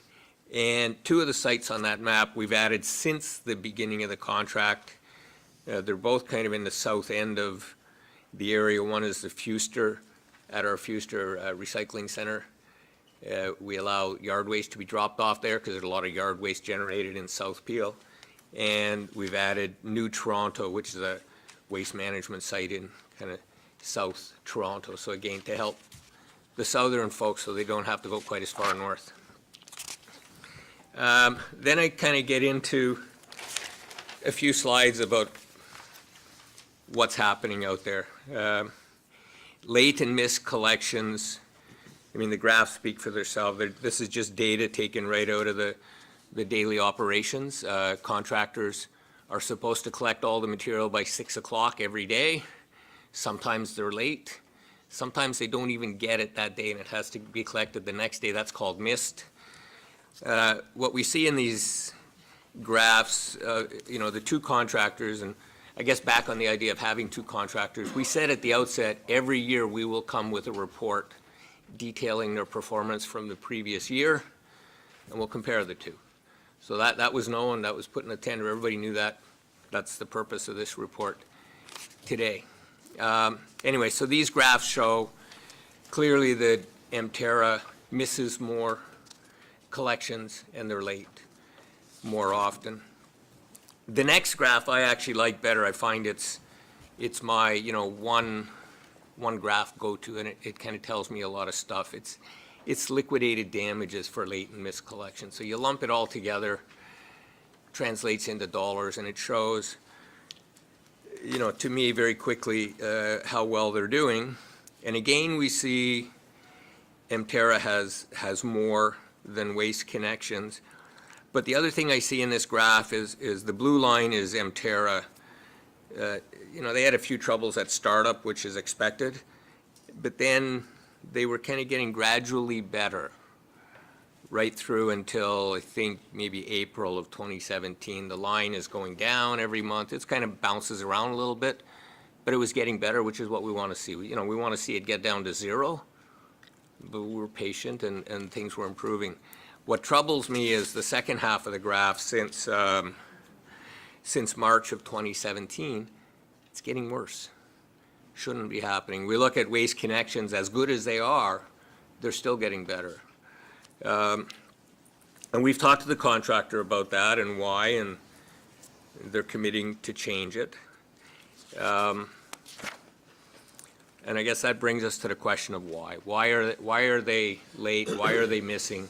Why is their performance? So there were two issues that Emterra has raised, things they say slows them down quite a bit during the day. One is recyclables set out in bags beside carts. We allow residents to do that. If they fill up their cart and they have more recyclable, they can put it in a bag and put it beside. It's supposed to be collected. That slows contractors down. We know that. We knew that when we went out to tender. From our pilot, we had a sense that 5 to 10% of people would do that on average, and we advised bidders of that in the contract and said, expect this. We've been working with our contractors going out since the beginning of the contract to identify these areas and try to make it better. What we're finding is we are within the 5 to 10% average based on our first couple of years of studies. In the winter, we're below that. We're 3 to 9, depending on the month. In the summer, it gets a little higher. We're as high as 14% some months. But on average, it's kind of what the contract said. So we're still working with, and more with Emterra on solving this and helping them out. If they identify an area with a lot of material in bags, we'll send our staff out. We'll talk to the resident. Sometimes it's a matter of, folding up the boxes a little bit better and they can get it into their cart. Sometimes it's a matter of not putting garbage in the cart, and they have more room for blue box. And I think in just over 500 cases, we've actually given a second blue cart to residents. It's pretty cost effective, and it gets them moving a little faster on the collection side, and our residents get to recycle. And we're continuing to do that, but there are limits to how fast and how much we can do there. The second issue they raised was dropping material at 2 sites. They have a lot of split trucks that collect 2 materials, and if they can't drop at the same site, they have to drop, then drive somewhere else and drop that, and that takes some time, no doubt about that. And again, we're working with them. We're trying as much as possible to get them to a single site, but there are a lot of operational, legal, there's reasons why we can't do it. We're going to continue doing that as best we can. The next slide, I think, is I think the real reason why. As we looked at the data and we counted trucks and counted houses and tons and poured over it, we found that we know Waste Connection is doing a good job. Most of the time, they're off the road at 6 o'clock. We looked at how many trucks they had per household or how many houses per truck, stuff like that. Emterra has fewer trucks per 1,000 houses than Waste Connections. And if you do the math, for them to have the same ratios, they'd have to add about 10 trucks, about 10% to their fleet, which is a lot. And that's what we think is the #1 cause of the late and missed collections. And we think if they added those 10 trucks, it would help. There's a couple other things. They need to get bums in seats. Some days drivers don't show up and they have trucks sitting in the yard. They got to work on staffing to make sure that every truck they've got ready to go has a driver in it. And I think the third thing is just on general management. You can't have 100 trucks out there like the Wild West. They've got to be managed. They have to have route managers and people telling them what to do. Those are 3 areas we saw for improvement. And I think Emterra seems to have come to the same conclusion. In the report, we said we're going to ask them for an action plan on how to fix this. They preemptively gave us one. We still haven't asked for it, but they gave us one in early January. And I was reading through that, and in the report, in the plan, they say they're going to add 9 more trucks by, I think, mid-February, which is awfully close to my number, because I did that on the back of an envelope. So maybe if I ever get tired of working at Peel, maybe I can go. Anyway, so long and short of it is, you know, and in their action plan, they talk about staffing, and they have some things they're going to do to improve staffing to make sure that when they do have the trucks, they're going to have drivers in them. And they talk a bit about how they're going to manage the operation a little bit better too. So it seems to address the core problems, which I guess brings me to my next steps. I think, you know, we're going to continue working with them on material outside of carts. I wouldn't recommend wholesale changes to our collection program just yet. As we implement the roadmap, we're going to be looking at things like, you know, cart size and material outside carts, stuff like that. We're also going to be looking at bulky waste as we develop new programs to divert that, then we'll stop collecting it at the curb. We may look at eliminating exemption periods, because 3 times a year now, people can throw out as much garbage as they want. That generates a lot of garbage, not really in line with a high diversion circular economy model we're looking at. So we're going to look at that. Staff will do the analysis. We'll bring back our advice to council on those at the appropriate time.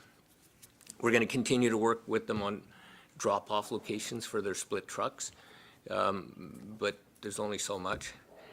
I think what I'm recommending today is that we give them a chance to implement their latest action plan, to add the 9 trucks, to come up with better staffing plans and management plans.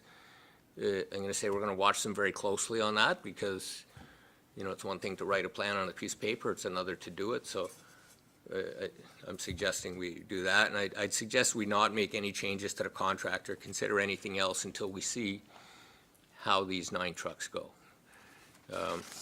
We should know that by spring. If they're adding the trucks in February, I think they're talking about staffing to have that all resolved by March 1st.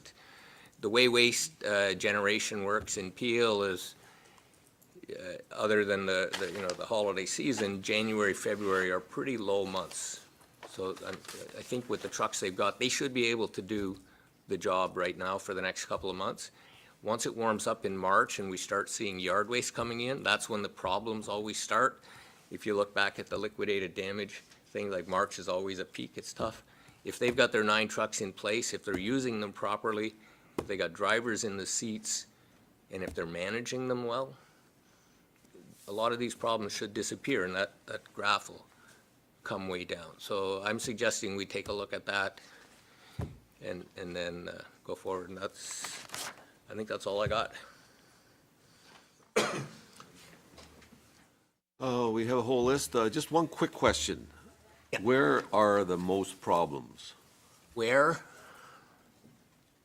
I'd have to. I mean, is it in the north? Is it Brampton, or in Mississauga? I mean, You know what? I'd have to dig into it to see. I know. I mean, I hear when a councillor gets a call, I hear about it because it flows through my office back to staff. I've heard them in quite a few different areas. Usually what happens when yard waste is heavy, everything seems to get backed up. That's one thing that I've noticed, but I'd have to look at the data to see if there's any particular area that's worse than any of the others. Councillor Groves. Thank you, Mr. Chair. Thank you, Norm, for the report and presentation. I have a question. We know, and you know, how much garbage we collect and households we have in that going into the contract, because we've been doing it for so many years. Did you not know when we entered into the contract that we would need X number of trucks in order to pick up efficiently these many households? We have a sense of how many trucks we need. We knew it would be in the range of 100. But whether it's 100 or 105 or 102 depends on a couple things. Depends on the type of trucks. Some are more efficient than others, can collect more households than others. It depends on the drivers. Some drivers are really good and can get a lot done. It depends on the routing. You know, if you're inefficient in your routing and you're driving by houses doing nothing quite a bit, that slows you down. You know, the trucks have to be working, these sorts of things. So a lot of it comes down to the choices, and these are all choices that we leave up to the contractor. They're the experts. They've been doing this, and we're saying, you put your mind to this to come up with the best proposal you can for us. And they each chose which truck they wanted to use. They each have their own staffing plans and incentives. You know, some of them have incentives if you finish early. Some of them have incentives if you collect more. That's up to them. And so 100 trucks can easily become 110 if they're not managed properly. So when they bid, we gave them all the information on tons, houses. They had everything they needed to bid. Their truck count was in the right ballpark. And there's a commitment in the contract that says if you're off, you got to bring in more trucks. Right. Thank you. So I'm glad to see anyway that they are looking in their proposal, that they're looking to add more trucks, and hopefully that will address that issue, and also with respect to the staffing. I mean, staffing, and you hear it from a lot of employers, sometimes they have no control over the staffing. People call in sick. You get the flu season where people are off work, they're off sick. I mean, that is something that employers have to deal with on a regular basis, and sometimes it becomes very difficult for an employer to fill a spot if an employee or 5 call in sick that morning. What do you do? So I understand some of those challenges that an employer may have. So anyway, but I'm glad to see that moving forward, they do have a plan in place to implement more trucks and to deal with the staffing issue. The other one is with the issues they raise with respect to the recyclables set out in bags beside the carts. And Norm, I heard what you said, that you would just let folks know if they are doing that, that you would put a little notice in. It might be that we put out an education piece, and we might be able to send something out in our water bills when we send them out, just to say, you know, this is what's happening. These are some of the things that could cause delays in your pickups. And, you know, if you need another cart, please feel free to contact us and we can provide you with another cart. So I think that would be a good thing to do, and I'm happy to send something out in my newsletter or on my social media page. I will say, on a positive note, I did have some calls. Actually, social media was buzzing last night from some of my residents who indicated that their garbage wasn't picked up on their street, and I did contact our staff here, and I want to thank our staff because they've been always great in going out and collecting the garbage. But I will also thank Mterra because I did hear from my resident this morning that he got up in the morning and it was collected, and it was all taken care of. So they shouldn't have to do that. They shouldn't have to call, but nothing is perfect. You know, so as long as we continue to work together with them to sort of drill down on where the challenges are and how we resolve those challenges, I think we're fine. And I know that when we started this new collection system, I had tons of phone calls. Like almost every week I was having calls, and they are now dwindling. There's hardly any calls anymore, but again, there's always stuff that happens. So I'm fine with your recommendation that we not change anything in the contract, and that we allow them the opportunity to roll out the changes and address those issues that they're having, and to see how that works moving forward. So I'm fine with that, and thank you. Thank you. Councillor Rass. Thank you very much, Mr. Chair. Thank you for the presentation, Norm. First off, I do want to thank Garnet and your staff. You got back to me within 30 seconds last week between Christmas and New Year's, or no, 2 weeks ago now, and they just did a phenomenal job responding to some of the issues that I had. I'm in an Mterra area, so we have had our challenges. What would be interesting to me, I know that you put the north in with Mterra's results, and I believe comparing apples and apples, and I think comparing the southeast and the southwest may be a better indication of their southerly performance, and I think the north, no offense to Caledon, is a different beast entirely. So I would be interested to see that in future. Maybe you can bring that back to Waste Management Committee. I was interested to note in the questions that Councillor Parrish had put forward, that we now offer a second cart for those who have an abundance of recycling. I wasn't aware that we were actually offering that now. That's probably correct.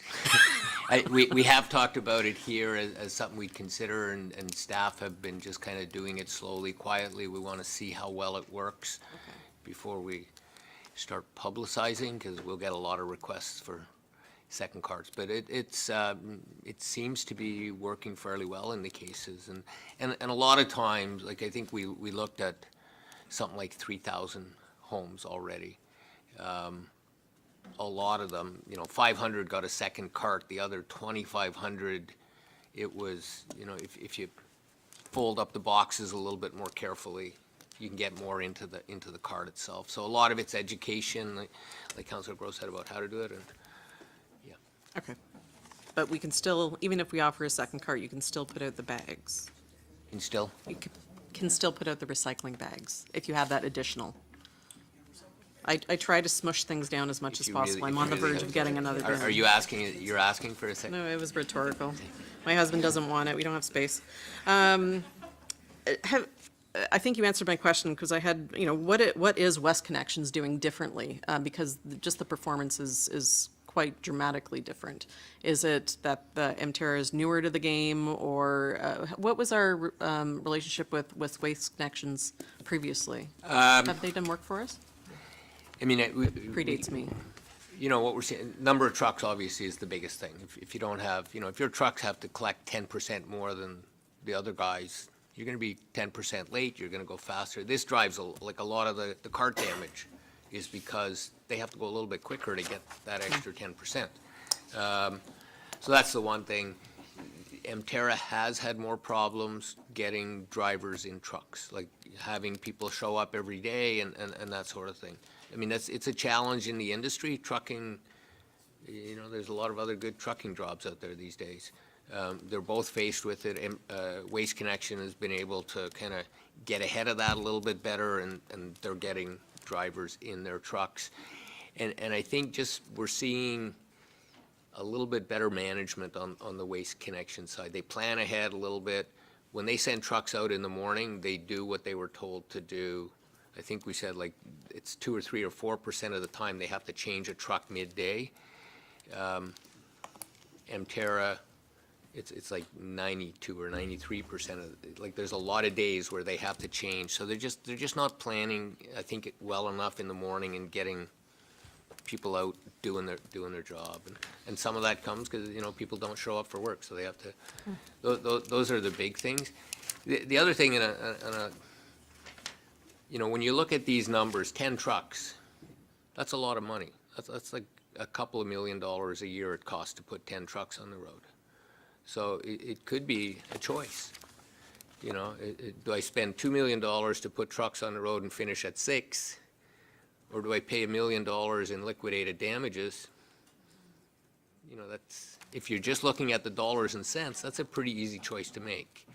What we need is for the contractors to be committed to doing good service. And in our latest conversations with the vice presidents at Emterra, the commissioner and I met with her, and they've committed to focus on quality service going forward. So we'll see. Okay, yeah, and I'm comfortable with the proposed those are directions, kind but of when garbage doesn't get picked up, they don't call Emterra, they're calling us. I know So- that. I know. Yeah. I know. And so I'm comfortable with proposed direction, but having said that, and I know this is, Plan B with the revised action plan, but I think that staff need to look at what Plan C is. So, and I'm seeing nods from Jeanette, so I will take that as being worked on. And maybe I'll just respond to that, because in the report, we do say there is a Plan C. There are other, if the action plan doesn't work, or if they don't implement the action plan, there are things in the contract that let us make decisions. Probably the number one thing, we can tell them to add more trucks. We can force them to do that. I don't like telling contractors how to do their work because there's a lot of legal implications when you start controlling them. Probably the one I would look to is we can take work away from them. So we can take the equivalent of 10 trucks worth of work away.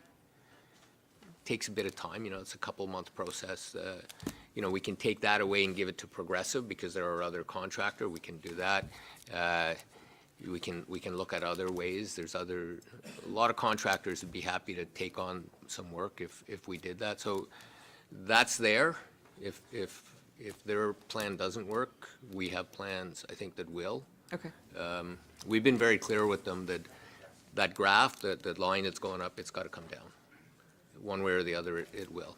So, and part of it is for us to continue working with them on these kind of pain points they've got with the other things within whatever limits we have. Okay. Thank you, Norm. Councillor Parish. Yes, thank you very much. Norm and I have almost become relatives. We've been back and forth on email for a solid week, even texts me back at 8 o'clock at night, 9 o'clock at night, so you go beyond the 6 o'clock and you keep working. I want to make sure everybody understands my concern. When I was on council before, Waste Management had a big contract with us, and they were losing $1 million a year. They weren't paying $1 million in fines. They were actually losing $1 million a year, and they sent troubleshooters up from Texas. The whole thing was snowballing, that they were paying their guys, had to pay their guys less. They had to work them overtime. It was not a healthy situation. And the reason it wasn't healthy, you got to remember that the people they're hiring are our constituents. The guys driving those trucks are our people. They live in our region and they pay taxes here. So this one is particularly of interest to me because Emterra's main head office is in Ward 5. I visited them. They've got the most up-to-date trucks as far as pollution's concerned. I was there for the launching of their natural gas trucks. They are very innovative. Saying that, when you look at the division in the maps where you take the entire region of Caledon and you add it on to the other two halves, which are pretty neat. The houses are close together, everything's kind of orderly, and then you go up into the Great North and everything is spread out. And they have different rules there. Reading this, I discovered that you have, by a right, a bulk pickup anytime you want. So if you want to dump a fridge at the end of your driveway, you can dump a fridge at the end of your driveway. And if you read through the report carefully, it says that had to be maintained. So I'm not going to get into unicorns, but I'm going to suggest in Mississauga, when I have a fridge to get rid of, I call George and he comes over with his son and they load it on the truck with my husband and they take it to the dump. I don't even phone to book a pickup. So it's a whole different kettle of fish up there. So my question would be, since we were switching over to a new system, which is the bins and the trucks with the neat little arms that pick them up, did we go into a lot of detail pre-qualifying these companies? Because Emterra, in my experience, is a fairly young company in this area. I guess they had to be qualified. There wasn't a formal pre-qualification process, but within the tender document, when they submitted it, they had to provide evidence that they did work similar to what we were asking, I think from at least 5 customers. Similar scale, similar thing. And Emterra did have experience in the urban areas, quite a bit of that. They had experience in rural areas. Okay. So they had, and there's no doubt it's different collecting in Caledon than it is in, there's long spaces between homes and stuff like that. We were satisfied that they had enough experience that they understood Caledon. And it's big, but it's... That's good, because I don't understand Caledon sometimes. When the trucks are full and your transfer points close, is there a system whereby Emterra or the other company are notified such and such a yard is full or transfer thing is full, and we're closing it today at 5:30 or we're closing it sharp at 6 o'clock? Or do those trucks show up and the thing is closed because it's full? I'm gonna look to Garnet to tell me if I'm wrong, but I'm 99.9% sure we tell them what our hours are, and if one of them is gonna be full, it can't go. We tell them you know, today we want you to bring this many tons to this site, this many tons to that, like. No, that's not the question I'm asking. If I'm driving a truck, and I'd love to drive one of those trucks, all the way down from Caledon Yeah. to a transfer point on Torbram, and Torbram was full at 5:30, and I got to turn that truck around and go somewhere else because no one has wired me, or you must have some sort of way of communicating with people. Okay, so you said we would, in that case, we would take the truck if it came down. And at the end of the day, I think the end of the day drop-off isn't the issue, unless, if they're really late. I mean, we have to close our site at a certain point, right? We have rules we have to follow, and it No, has- but it I has to don't be- want to keep interrupting you because you and I have discussed this ad infinitum. I'm trying to dig just a little bit deeper. My understanding from all our conversations and from reading all this stuff and the extra stuff you gave me today is we really don't have a radio system that we can radio out to the trucks that are on their way down. Despite the fact we close at 6 o'clock, by 5:10, we're full. You're going to have to go to another location. We don't have that system in place. If, well, we don't radio the trucks directly because they're not our trucks, but what we can do, and if we're not doing this already, I'll make a commitment that if somewhere during the day, if we plan to close at 6 and we have to close at 5 or something like that, I would commit that as soon as we make that decision, as soon as we know, we will let Terra and the other contractor know, and then it's up to them really to radio I their get that. trucks. So we That's can- their we can do that. responsibility. Okay. The next question I had when I was reading these is you've asked for 3 action plans from them because they've been consistently having problems. We didn't get those action plans. Is there anything in those action plans that's a consistent concern that there's stuff in there that we could have addressed had we been benevolent and said, yeah, maybe we can fix that? Is there, I want to see those submissions if I can get them. Because if there's a consistent concern through all 3 of them, then there's something that we should be addressing to help them. We're not here to rip them off 1.9 million in penalties. We're here to pay them a contract that was budgeted for. Ergo, we should be doing what we can to help them. Sure, and we're trying to find out if we can get those to you. We just have to check with them. There's stuff in there about staffing and things, so we have to make sure that there's no privacy issues or You don't have to concerns. give me the reports. What you need to do is go through them quickly because you're pretty snappy fast on most of the stuff I've asked you for. And just say, is there a consistent concern in here? Is there one that keeps coming to us over 3 reports that's a concern, other than we need more trucks? Okay, well, I can tell you right now what those are. First of all, one of the action plans deals just with reporting, because they were doing a bad job of reporting what's in each truck. So that's a separate thing. So we had an action plan a year ago, and it came down to the same sort of thing. They were just late. They weren't kind of managing their routes carefully enough and stuff like that. They gave an action plan that was more management-oriented stuff they were going to do. And then we saw that's where the graph was coming down. Things were improving, you know, some months more than others, but they were improving. So we were satisfied they were on the right track. Then something happened in February, March of 2017, and things started getting a lot worse. So we asked for a new action plan. Now, this action plan, and again, it's the 3 things. Do they have the right number of trucks? Do they have drivers in the seats? And are they managing that fleet efficiently? Those 3 things. So they seem to have addressed it in there. This one, they're saying, we're going to add new trucks. Like it says right in there, we will have new trucks by February, 9 of them. So that they'll either be there or they won't. We'll know if they do that one. They talk about 6 or 7 different things that they're going to do to attract, retain, get staff showing up every day.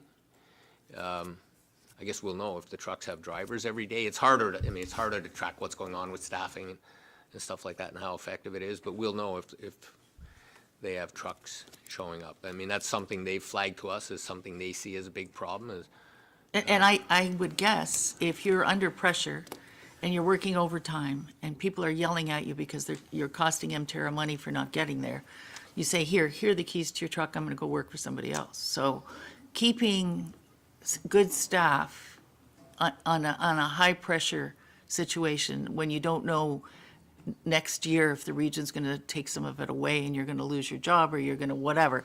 I can understand why you'd have difficulty getting people. And I have a lovely perch in my house at 701.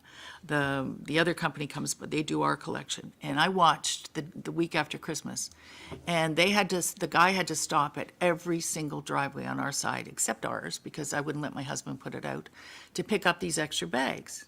And it's a big deal when they stop. We even had a guy across the road that missed putting his stuff out, ran across the road. The guy took his 2 bags and waited for him to drag his thing over. So I think most of the people that are hired to do these things want to do a good job. If the conditions are poor and there's a lot of pressure on them, you can see why it's hard to retain good help. But those extra bags are a pain in the neck. And I know I asked you if there's a possibility, just as I can put my green box out every week, which I don't. It goes out about once a month. Why can't I put my recycling one out once a month? How much is that going to add to the contract? And is that going to take away 3/4 of the stress on this thing to get rid of those extra bags? Sure, and I think we were asked to report on that specific question in the budget. We have a separate report coming probably in about a month, but I can give you the very short answer right now. Across the region right now, curbside collection costs us about $40 million a year. Right. About 12 million of that is blue box collection. We pay by stream, right? So right now, we're paying about $12 million a year to collect blue box. We asked both contractors for prices. When you add them together, the premium to go to weekly blue box collection would be about $20 million. Like, it's just a huge, huge number. And, you know, there's a couple reasons for that. One is it's not a competitive ask, so their prices, I'm sure, have a little bit more profit in them than they would otherwise have. Makes sense. But all of their trucks are busy right now, so if we do this, it's like adding a whole new line of business. They need to Right. buy new trucks. One of them definitely needs to buy a new yard because their yard is full. The other one might be able to expand their yard a little bit. So if the it's- objective it's- of council is to go to 75% recycling, at some point, we're going to have to bite the bullet, and we're going to have to do weekly recycling. Because if you make it difficult for people or embarrassing, like my husband, when he tries to sneak out of the garage with an extra bag, I'm there like a Yeah, duck on a June bug. You are not putting that out. You can drive that over yourself. So I think if you're aiming for 75%, at some point, we're going to have to look at the cost-benefit analysis towards our goal. That's not your problem. That's a decision of council. Do we want to spend more money on that? And if you get more people recycling properly, folding their boxes, doing what they're supposed to do, and telling them they can get a second box, which I didn't even know, you might reduce the regular garbage pickup to once a month, because I put mine out once a month, once every 5 weeks. So I really want to thank you. I'm sure I have been your nightmare for the last couple of weeks, but you've done a really good job answering all my questions. No, and I just want you to know I'm very interested in this, not just because Mtera's in my ward and I have an empathy for people who try to do something different and cleaner stuff in the air and all the rest of it, but I also want all our constituents to get equal treatment and good pickup, and I don't particularly want to see us doing something crucial to Mtera, such as taking away routes and so forth. I think we need to give them time to pull their act together. And thank you very much. I hope you have a good sleep tonight. You will be getting no emails from me. I'm gonna try, and I was gonna say we finally agree on something, but Don't ever do that. But you know what, I have no I mean, you asked a lot of questions, but that's why we're here. That's the way it works. You need to understand this to make decisions. I have no problem with the question. Thank you very much. Just to Councillor Parish, I think I know a little bit about the inner workings. Garnet had me on a truck for a day, and I learned quite a bit. And you know, it's a tough job. And so just think when you're going to get the Parish Star team on one of those trucks. I'm driving and she's picking up. Okay, Mayor Thompson.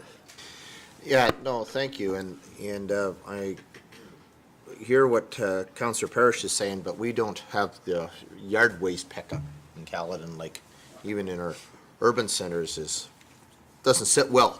But having said that, we had a first-class service, as far as I'm concerned, under Sand Hill.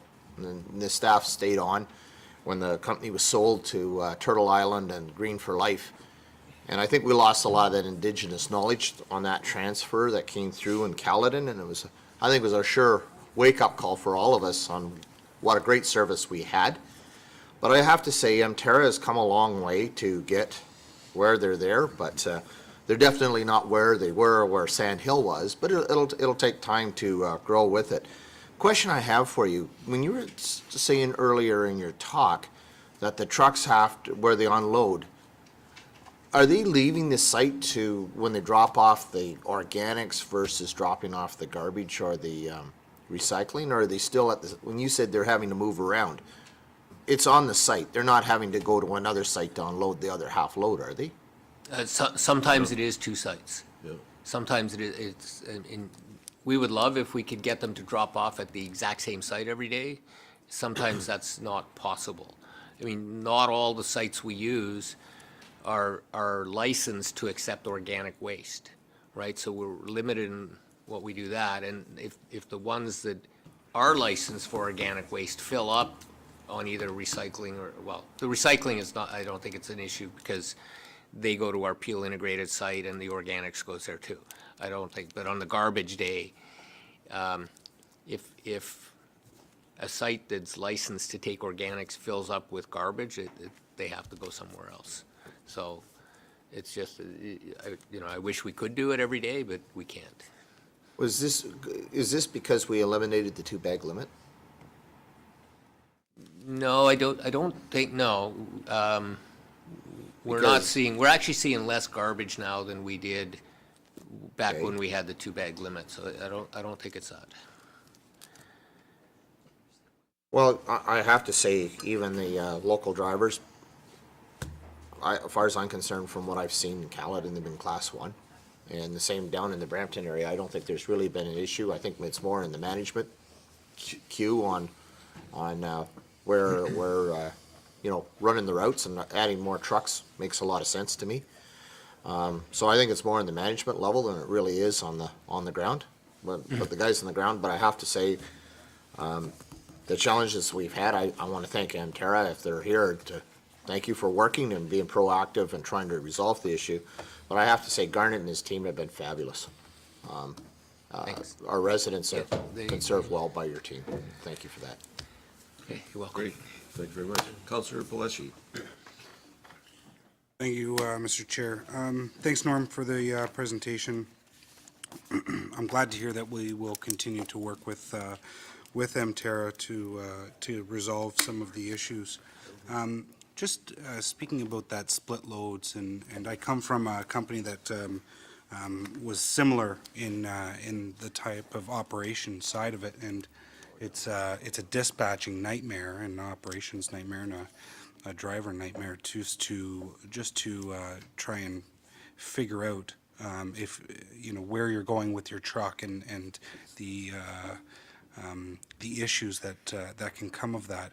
I'd like to try and understand what the percentage of the trucks that are going to two different sites for Progressive and for Emterra, or Waste Collections and Emterra. And I'd also like to piggyback off of what Councillor Parrish was saying in trying to get the awareness to the companies as fast as we can. I'm not sure if it's day by day, week by week, or hour by hour in terms of how fast those sites are filling up and when the notifications go out. And then I'd also like to understand the output of those sites. Have they picked up since it's obvious that the transferring of recycling and garbage outputting, has that picked up since, the increasing level in the garbage from year to year? I'd like to try and understand that as well. Do you know what I'm trying to ask? Yeah, I think so, and we can try to pull some of that information together for you.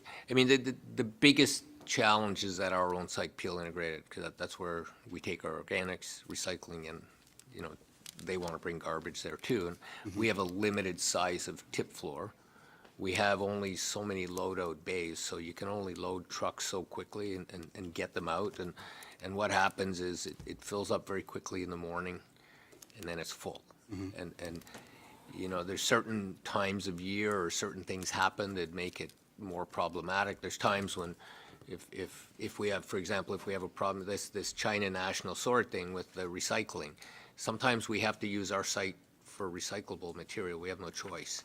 And then that even reduces further the amount of space. So it's the issue, I think, is mostly at our own site. But I can get information on what goes where, and I mean, we're going to try our best to get trucks out of there as quickly as possible to free up space. Because if this helps them get done at 6 o'clock, I'm all for it. Yeah, for sure. And, you know, essentially, we all want the same thing in the end, the best service to the customer, to the constituent. And we don't want to be finding anybody. We just want that top-level service like we've had. We've talked about this with, you know, Councillor Ennis and yourself, with Mr. Lebrecq, and now with Ms. Smith. We've been working on this for a long time. We've talked a lot about working with Emterra, and I'm still glad to see that we're going to continue to work with them.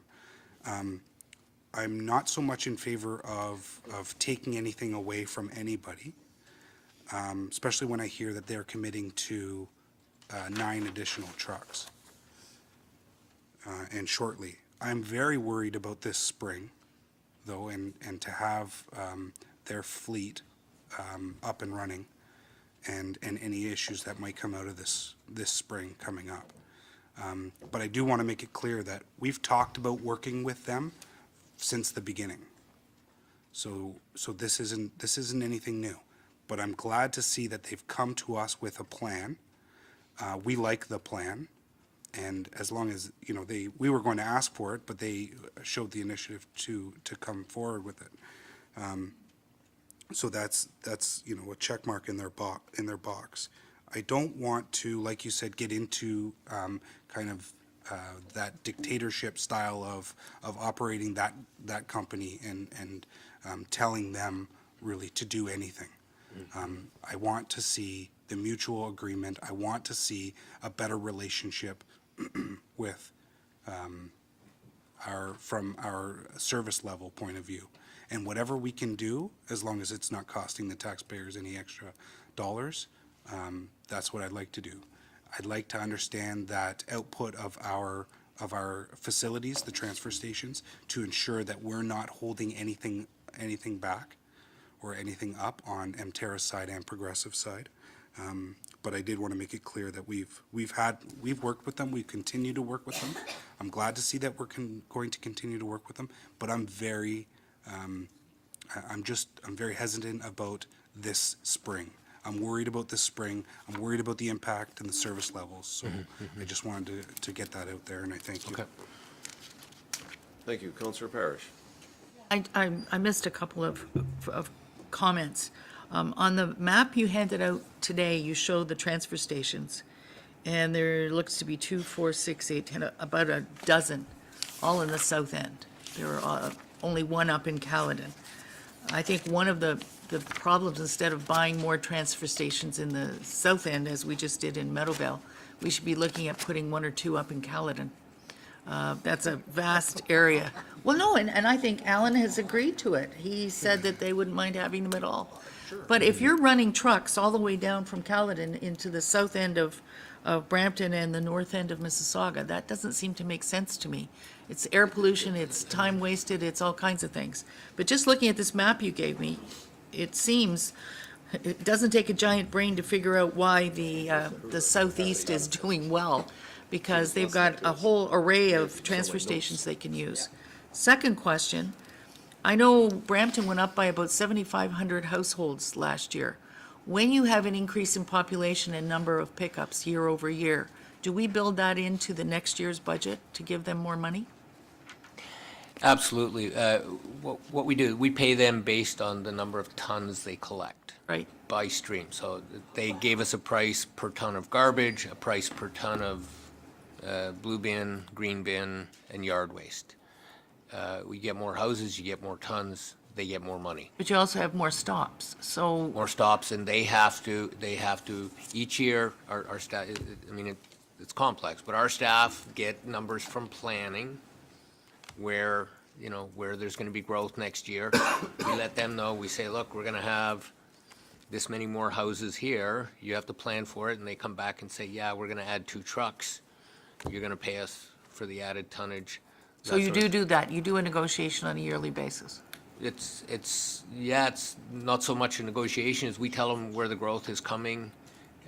They plan for it, they put the trucks on the road, they gotta redesign their system every year, every 6 months to accommodate that, and they add trucks as growth happens. And then they get paid by the ton. Okay, and I was looking at the stuff you gave me this, just before you started, and one of the things I asked is what makes 6 o'clock the cutoff? I'm thinking to myself, in this modern day, everybody's jammed in traffic, so in the summer, by the time you get home, have your dinner, and go out and want to use your backyard, and there's trucks banging around, it's probably more like 7 o'clock. And in the winter, it's dark at 5 o'clock, so you're not increasing danger by going from 6 o'clock to 7 o'clock for the cutoff. And I don't agree with the answer that, well, if we tell them 7 o'clock, then they're going to be trailing in at 8 o'clock. If between 6 and 7 is the biggest problem, it's 800,000 for Emterra, and it's, I don't know what it is for the other guys, 30 or 40,000.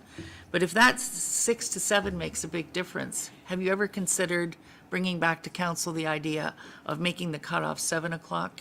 Because I bet it's been 6 o'clock for a million years. Not, well, I've considered it, but I haven't ever thought that I would recommend it. When we were going out to tender, like it was in 2013, we brought the report. Before we went out to tender, we looked at the time off the road question very carefully and recommended the 6 o'clock time. We were actually going to start with 5 o'clock, which some other municipalities have, right? Niagara has 5 o'clock. I think Waterloo might be 5 o'clock too. Are there any municipalities that have 7? I would have to look to see. I don't know, but there's a whole, again, and it's, every one of these things is complicated. So there's the number of hours drivers can drive legally and effectively before they get too tired. You know, that if we say 7, if they're late, then they're getting, you know, even as it is, there's drivers have to stop at some point and say, you know what, I'm out of hours for the day. I gotta Well, bring would my you truck mind, in. next Waste Management Committee bringing something forward, giving us a little comparison of other municipalities and see if there are any that do 7 o'clock? I can, if I can get it done for next Waste Management No, Committee, no, I will, whenever but you can. This is not going to change overnight, so whenever Sure. you can. I don't can wanna- take a look at that, but, you know, I'll go back to the report that we brought to council before we went to tender, had a whole bunch of reasons why 6 o'clock was the right time. Okay. None of those reasons have changed. Okay. So my So you can maybe advice- just tell me where to find that. Okay. Thanks. Councilor Ennis. Thank you, and thank you, Norm, for your presentation. I know there's been some ups and downs with Emterra, and I thank them for the fact that they're being a little bit preemptive and providing us with the report and some information for you to move forward with the additional trucks. So my question to you is, we've already heard that it's going to take 2 to 4 months to change part of the contract to another provider if necessary, if the 10 trucks don't happen or don't solve the problem. So my question to you is a timeline issue, because we're moving into the spring. We've already been told that's when the waste pickup is going to pick up again from the winter. So if they're to have these trucks up and operational starting in February, is it fair to say that by March you would come back and confirm to this council that that is either A, happening, or B, that it's not? So that's my first question. And then secondly, will you require council's approval to change the contract if necessary, if they do not meet that requirement? I can do that. I mean, we'll know in February if they met their February deadline. And if they didn't, usually when you order trucks, you know, they know when they get manufactured wherever in Kentucky, and then the body gets put on in Ontario somewhere. So we usually have a pretty good line of sight on how the trucks are doing, but we'll certainly know in February if they're here or not. It could take a couple of months. There may be ways of doing it a little quicker.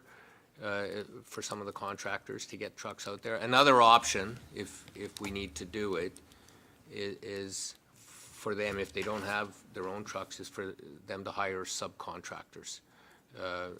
Niagara Region is doing that right now. Waterloo Region is doing that right now with Emterra in their regions, where they hire subcontractors to provide trucks and drivers to get the stuff collected during the day. So that's another option. But if I don't see trucks on the ground in February, I can come back with a report and let you know. And if council wants to pull the trigger on something else, we can do that. Okay, I would ask that you do that. It is these councillors who are responsible to the residents, and that we're going to hear it from our residents starting in March, April, and May, when that waste starts picking up. And I think that to Councillor Parrish's comments with regards to extending the time, we all knew what the contract was to start. The other contract isn't having the same complications. We didn't have those complications in our previous contracts with the transfer stations still being in the same locations that they're in. So to use that as an excuse of the travel distance between Caledon and whatnot and whether or not the transfer stations are being full, I don't buy into it. I think that it's a management issue or a business decision that has been made. And I think that we're all accountable to our taxpayers. And so I look forward to that report coming back. And I look forward to you continuing to work in the partnership with Emterra and hoping that we continue to provide a good service to our residents. Thank you. Okay, I think we're done. Any other further questions, comments? None, seeing none. Moved by Councillor Parish and Councillor Palashi. All those in favor? Carried. I think it's back to you. And I think to the Emterra people in the audience, a strong message to follow. All right, thank you. That brings us to items related to health. Councillor Moore, if you'd chair this section, please. Thank you very much. Members of committee, we get a presentation by Dr. Hopkins.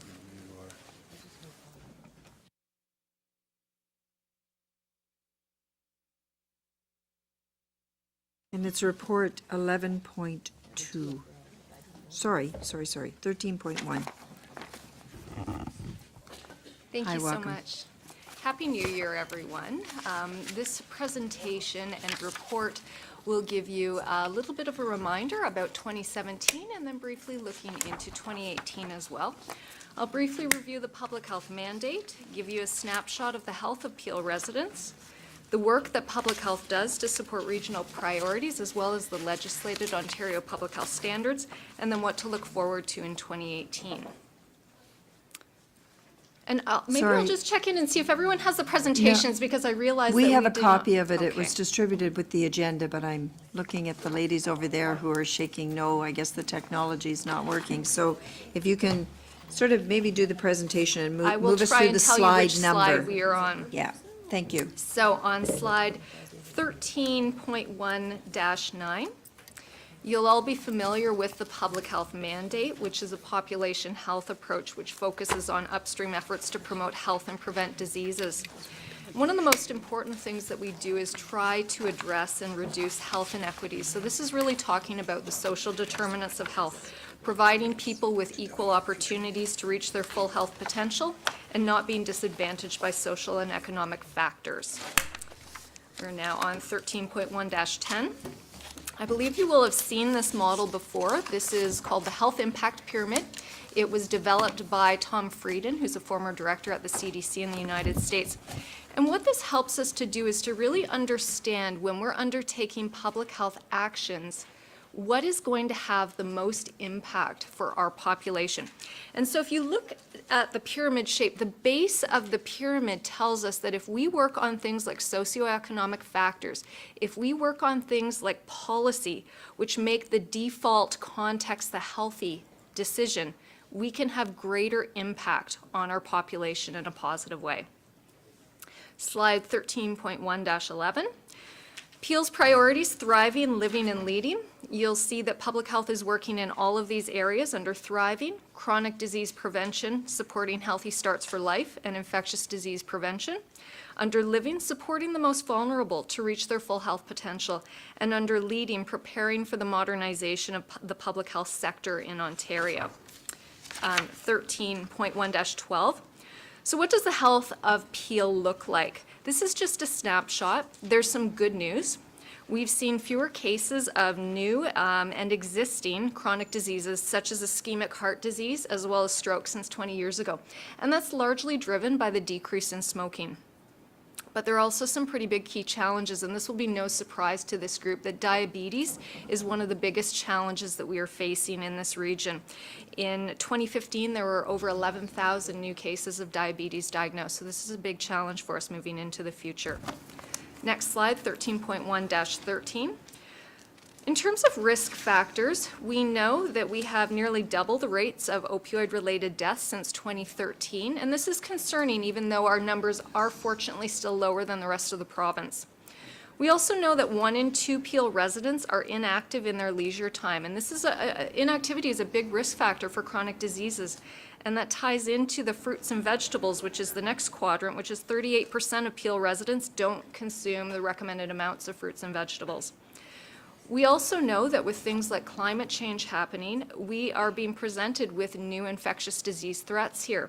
And we've highlighted Lyme disease here. We know that the ticks that spread Lyme disease are being found on the borders and in communities surrounding Peel, and this is something that we're monitoring closely. Next slide, 13.1-14.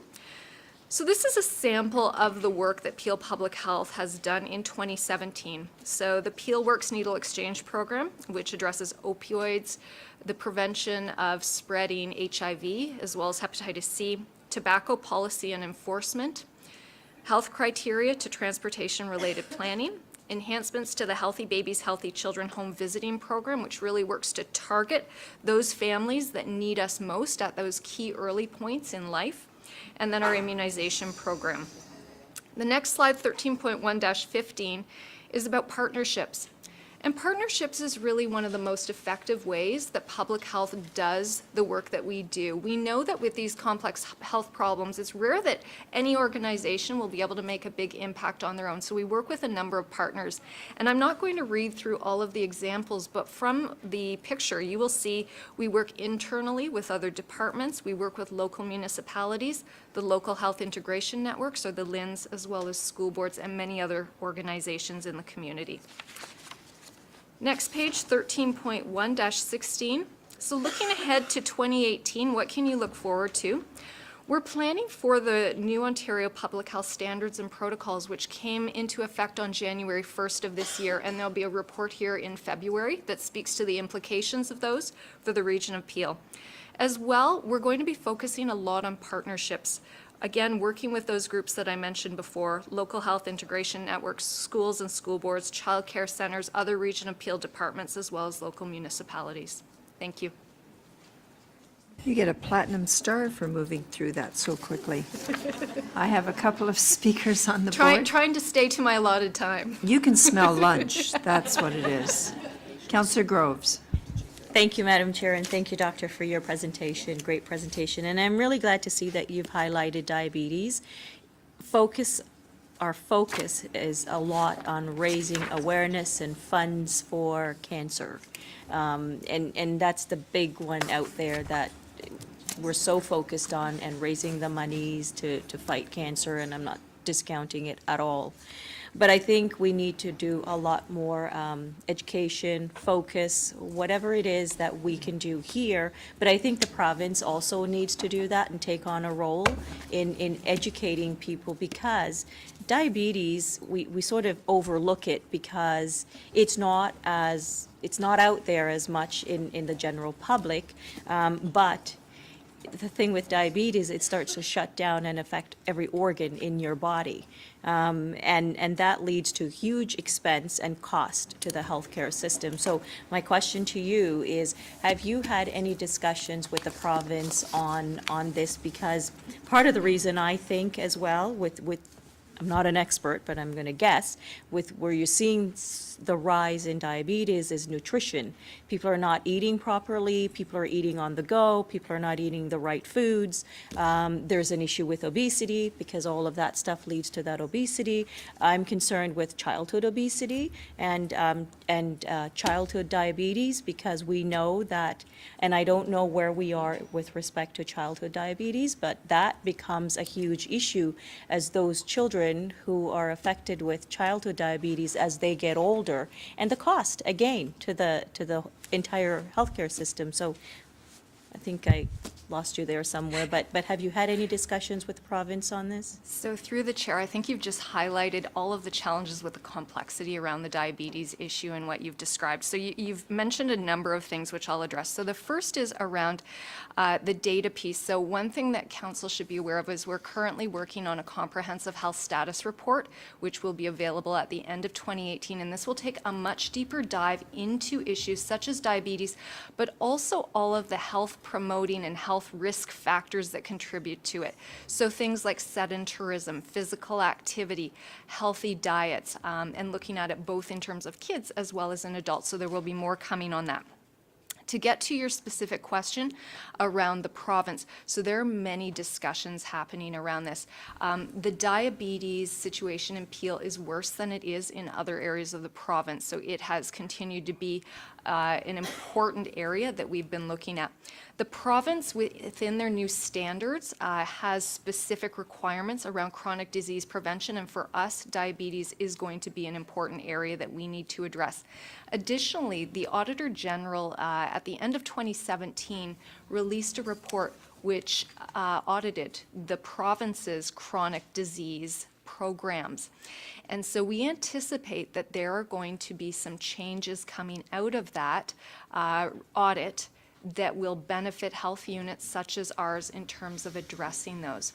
There are a number of initiatives that we are also involved in because when you think about diabetes from a public health perspective, we're very upstream. We want to prevent people from getting diabetes. But the reality is in Peel, we have a large number of people that already have it, and we want to prevent them from complications, which you alluded to with the organ failure. And so we're working very closely with the LHIN, other partners including school boards, to address this. There's a project that we're working on called the Healthy Communities Initiative in Brampton, which specifically addresses diabetes, with the idea being that if we're successful there, it's something we can scale up to other areas. And it gets at both the upstream, so that's the portion that public health is working on, but also the LHIN is responsible for the downstream side of things. For those people who have diabetes, how do they best manage it and prevent complications? Thank you. And I think another important piece for you as their medical officer of health in your department is to work very closely with our planning department as well, so that when we are looking at designing communities or planning these communities, that we are taking a lot of those things into consideration, where the communities become more walkable, as opposed to more, as opposed to having the dependency on motor vehicles. So, we continue to talk, and we've always been, we've been talking about this forever, about this live-work concept. But I don't think that we've put a lot of effort into designing and creating those live-work communities because we're still very reliant on the automobile. I don't know how we do that, how we change that. I think this is just something that happens in North America, and the mindset of us who live in North America is the vehicle, because we don't want to walk from here to over there, because it's just easier for us to get in our cars and drive over there. So I think that that's really important, and I know that our Commissioner of Public Health, or Public Works, and that she was once the Commissioner of Health, so I'm sure she knows exactly how to do this. And with the two of you, I'm sure you'll be able to do it. And finally, education is a huge piece in any of this, in prevention, or as you said, those who already have the disease, how do you prevent it from going that step further where it becomes very costly and complicated. And so the hospitals, I'm sure they get overloaded. They get overloaded in the emergency department and that. So Do you think that we need to look at, and the province or the LHINs need to look at more, utilizing more of these healthcare centers or urgent care centers in providing that type of nutritional counseling or diabetes counseling or something like that? So this way, that prevents those folks who really don't know what they need to do to deal with their diabetes issue from going into the emergency, or requiring a lot more services at the hospital because of the complications from the diabetes. Through the chair, the education is an important part of addressing diabetes, and that falls within the mandate of the LHINs, the Local Health Integration Networks. They do, within the region, have diabetes education centers, and that's a very important part of addressing this. You know, you raise the issue around the built environment and how important the environment is. And so while we have all of the education happening with people who have diabetes, we will in public health continue to work with our colleagues in public works, both at the planning at the regional level, but also at the municipal level. We work closely with them as well to address that, because what we really need to do is turn the tap off so that people stop getting diabetes. Thank you, and thank you for a great presentation and for the overview. Thank you, Councillor Groves. Councillor Sprovieri. Thank you, Madam Chair, and thank you, Dr. Hopkins. I'm certainly, I'm aware that Peel Region, especially, and I don't know whether it's proper to mention, but amongst the South Asians, which I represent, the vast majority of my constituents are South Asians in Ward 9 and 10. There's a huge level of diabetes in our community. Now, I've read a lot of reports about a lot of things, you know, my involvement with the other issue, and I read recently there was an English scientist, an English study that states that the diabetes sometimes is connected to the thyroid gland. When the thyroid gland doesn't function properly, it can be one of the issues that can lead to diabetes, not total, but so I have to ask you this question. You're aware that we're dealing with, we've been dealing with this issue that is based on this study, and I can provide you the study, that it's connected to what we're doing here in Peel. That's fluoridating our water. So now the question I have for you is, how can you assure us that the residents of Peel are not put at risk with our program of water fluoridation when the toxicology studies that are required by Health Canada have not been done to make sure that the product is safe? So the toxicology studies are required or recommended by Health Canada, and they've never been done. So how can you assure us that there is no connection between fluoridation and thyroid defect and diabetes? Councillor Sprovieri, Yes. I'm not going to suggest that your question isn't a valid question that perhaps staff can take under advisement, but the report that's before us is an updated report that Public Health is required to report to Council, and it is an information report on Public Health Year in Review, where they are required to report to Council. While the question may not be irrelevant, it's irrelevant in the context of the report that's before us today. Well, we're talking about health of the people, and Well, certainly... we're actually talking, Councillor Sprovieri, we're talking about the initiatives and the programs and an update on those as it relates to the calendar year of 2017. So, Well, it also says here, right, in the highlight, it says, public health uses a population health approach and focuses on upstream efforts to promote health and prevent diseases to improve the health of the Peel residents. this is a report card. It's not an in-depth report on those various programs. It's merely reporting back to Council on the achievements and the observations. It's a data collection exercise that staff have to undertake. I understand that, but staff did report that diabetes is on the rise. It's not being controlled. it's a concern. So I think it's valid to, to really I look at think it's this fair matter. to ask staff to report back on that, or to take it under advisement on how to report back onto us, back to this council, but Well, I'm fine with that, and I Are you- provide the study from the English study that was just recently done on the thyroid deficiencies to staff, and perhaps, I'm fine with that. The staff Okay. wants to bring back a report, especially targeting diabetes, and because it is a huge problem within my constituents, and I certainly I'm concerned about the health of my Yeah. constituents, and I want to look for ways to make it better. And I think that if there's an opportunity to share information that Sure. you have, and for staff to respond or share is also Certainly. counts. Thank you. I'm sorry, the city clerk. I Just am, Procedurally, sharing the information is fine, but we'll refer that to the committee because that's the outstanding direction from the council, is to refer any questions to the committee. So I just want to be clear that where you're referring Okay. this to. I- Yeah, okay. well, I appreciate your advice on that. There is no Because all I committee. know is it's not relevant in the context of the report we're dealing with here today. Madam Chair, as it stands today, there is no committee. It has been suspended indefinitely, so really referring to the committee is not going to provide an answer. And I think that in absence of the committee, unless there's a will amongst council that we should reactivate the committee, and I'm fine with that.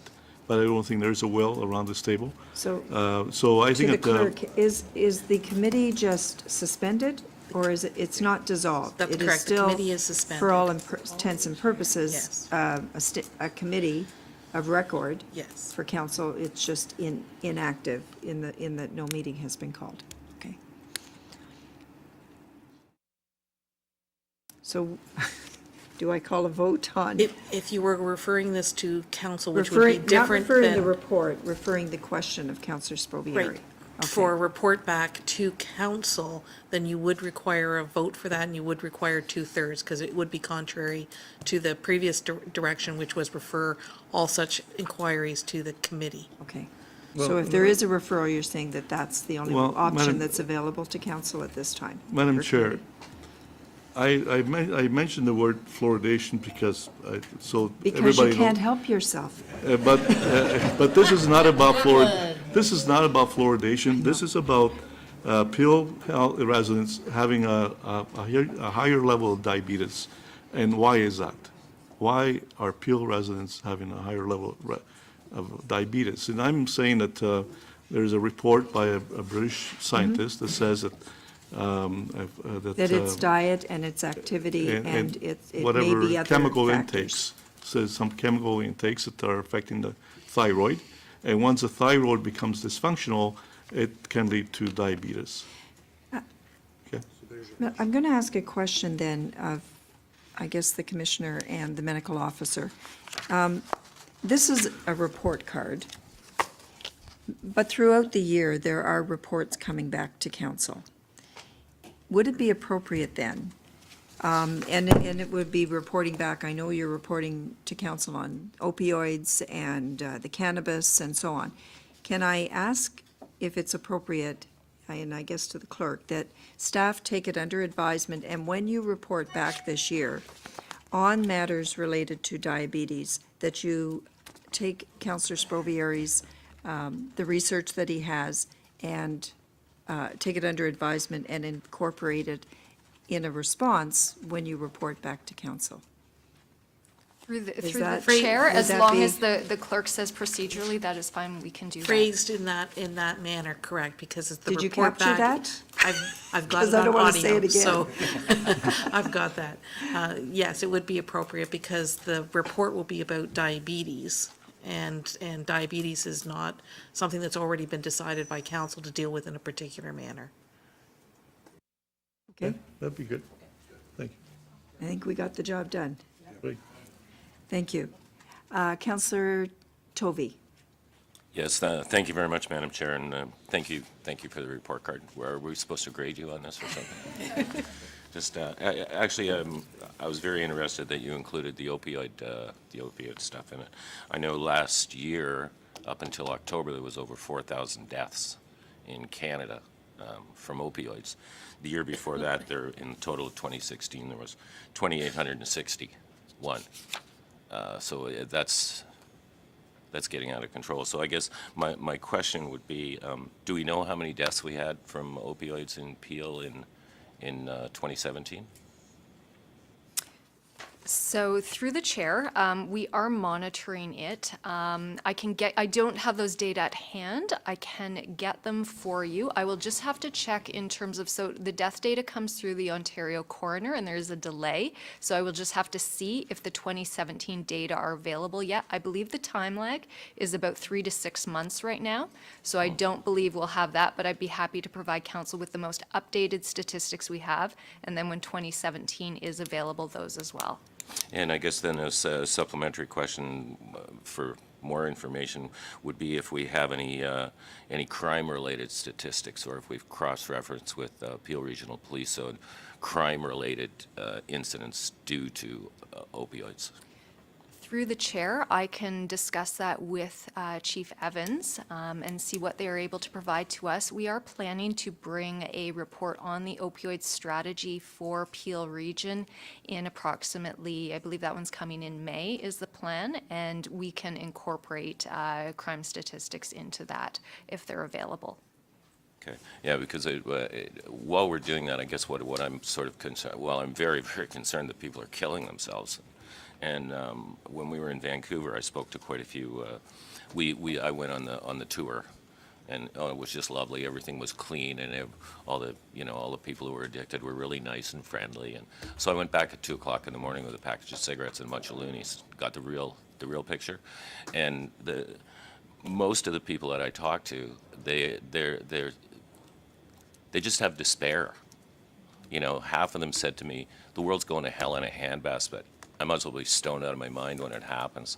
So, you know, to me, this is an increasing epidemic that we better not avoid, because we all see it in our own wards. You know, you hear people breaking into cars more at night now, just looking for spare change, robberies in variety stores and everything. So I think it's really important that we tie it in with Peel Regional Police to try and get a handle on sort of what that cost could be, and how could we better allocate some of those funds to maybe try and give some of these people hope. So that would be my comment. So thank you. I'll look forward to that report. Thank you. Thank you very much. I see no further speakers on the board. Would someone like to move receipt of the presentation? Councillor Starr, Councillor Groves. All those in favor? That's carried. Mr. Chairman, I'll turn it back to you. Thank you. That brings us to other business. There's a request from a gentleman to delegate, but I would ask that Commissioner Sheehy, I believe, has a comment with respect to this. Thank you. Through the chair, staff are following up with Mr. Gillespie to obtain more information on his request to delegate, as we believe that the Health Services Integration Committee in May be a more appropriate venue for him. Okay, I would suggest then if someone could move a motion to refer it to staff. Councillor Groves, seconded by Councillor Yanika. All in favor then? Oh, we'll record it on a referral? Okay.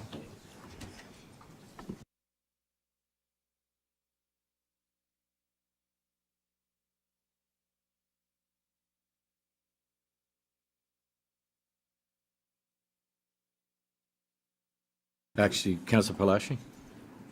Thank you, Mr. Chair. The referral, we're referring the delegation back to staff to determine where it's going to go. Correct. And staff are advising that they think it should go to Health Integrated. Right, correct. We want staff to talk to Mr. Gillespie to find out more about the delegation first. Yeah, I guess it's to find out more about the delegation as well. Okay, I'm okay with that, but Okay, I sit on Health Integrated, but Great. I would still rather the delegate came to Regional Council. okay. All right. Yeah, we'll see what staff comes back with. Thanks. And it depends on what he...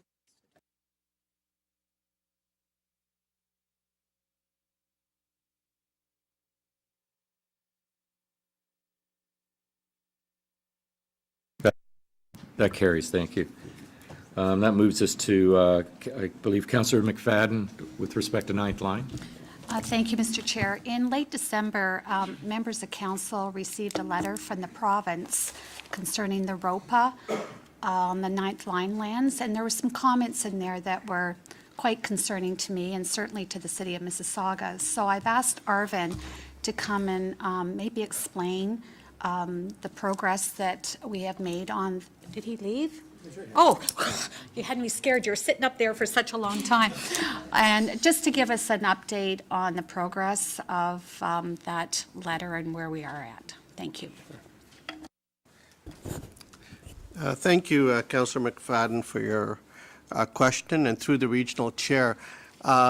Regional staff and City of Mississauga staff continue to meet with the province and looking for options to advance the Ninth Line lands.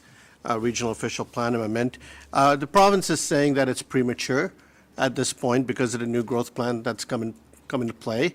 You'll recall that we have a significant planning process that preceded that growth plan, including various studies that were done, about 7 years worth of work. A public meeting was held at this council, and then bang, the growth plan came into play. So we're having discussions with the province on how we can move this forward. We are committed as regional staff and the City of Mississauga staff to move it forward. City of Mississauga is having a public meeting soon on the Ninth Line. We have held our public meetings already, and we will be reporting with a recommendation to Regional Council on March 29th and proceeding ahead with the Ninth Line. And you've spoken to the players along the Ninth Line as far as Mattamy and any other developers that had some concerns about this letter that they also received? Yes, they are concerned through the chair. In fact, this morning we spoke to Mattamy about this letter, and they're very happy that we're proceeding, yes. Okay, so we are proceeding, and things are going to move along as quickly as possible as far as the region's concerned in the city. Yes, we're in good shape. We're just trying to Okay. address these provincial comments through the chair. Okay, thank you. Thank you. Councillor Parrish. Well, it's good that we're proceeding, but at some point, don't they put a big brick wall up and say this is as far as you're going? Yes, through the chair, because of the new growth plan being in effect now, the province is the approval authority. So, we're working this out with the province. I've asked them to take a really good, hard look in terms of the unique situation that the Ninth Line is in.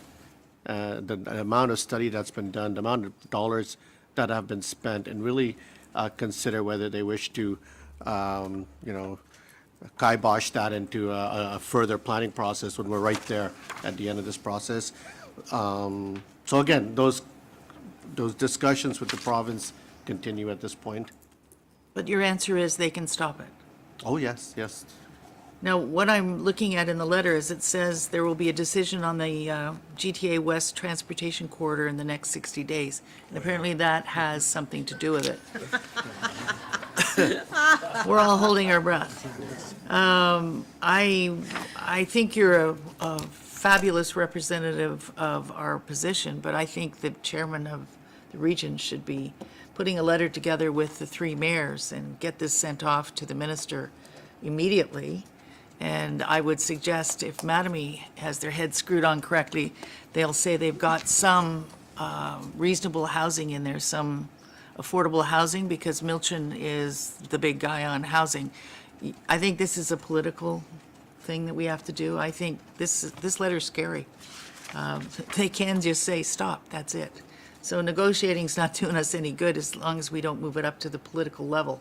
So I'm suggesting that the three mayors and the chair put some powerful notes together and send a letter off. And the local councillor, they're afraid of her. Would be pleased to do so. Motion of receipt then moved by Councillor McFadden, second by Councillor Parrish. All in favor? Carried. Thank you. Our next item is Councillor Carlson. I believe you had an issue you wanted to raise under other business. Thanks very much, Mr. Chair. Council will recall before Christmas, we had a report from the Police Services Board from, I think it was in February of last year, outlining the new criteria for their limited participation in public events, festivals, parades, and so on. Now, I'm not saying it's a difficult report to read and understand, but I wouldn't want this to be the first report I ever read from a government body, because it's really not clear at all exactly what they intend to fund, given that there's so many restrictions within it and limited to their administrative costs of an event and not the wages of police officers. So also, if there's any fundraising, which includes a ticket price, or if they have, any kind of sale of alcohol, funding is excluded. And if I'm reading this correctly, it also says events have to be funded by the city or the local municipalities. Looks like 100%, which most groups have some kind of fundraising. So my intent today is to refer this to staff to find out what we can do in the coming year. Obviously, because this just became public at the end of last year, that groups have not had, any opportunity really to either revise their plans or do local fundraising. I'm not sure what the net amount is that's being removed, but they were previously spending $184,000 on all these various groups across at least Brampton and Mississauga. So it's not fixable on the fly. It's not something I think I could just move a motion, because I'm not really sure. There has to be some consultation with the groups involved to figure out what the region's role is to dovetail in there, and since it's not particularly clear what the intent, they don't give an example, for instance, of Bread and Honey Festival. Will say what the new policy would establish as base support from the police department itself. So I'm really quite happy if, tell me now before I spend $10, that if you don't think it's a good idea, to refer it to staff to figure out what the heck we can do with this, because a lot of groups would be very surprised come festival season to find out that they're no longer funded or largely unfunded. So I'd be happy to have refer it to staff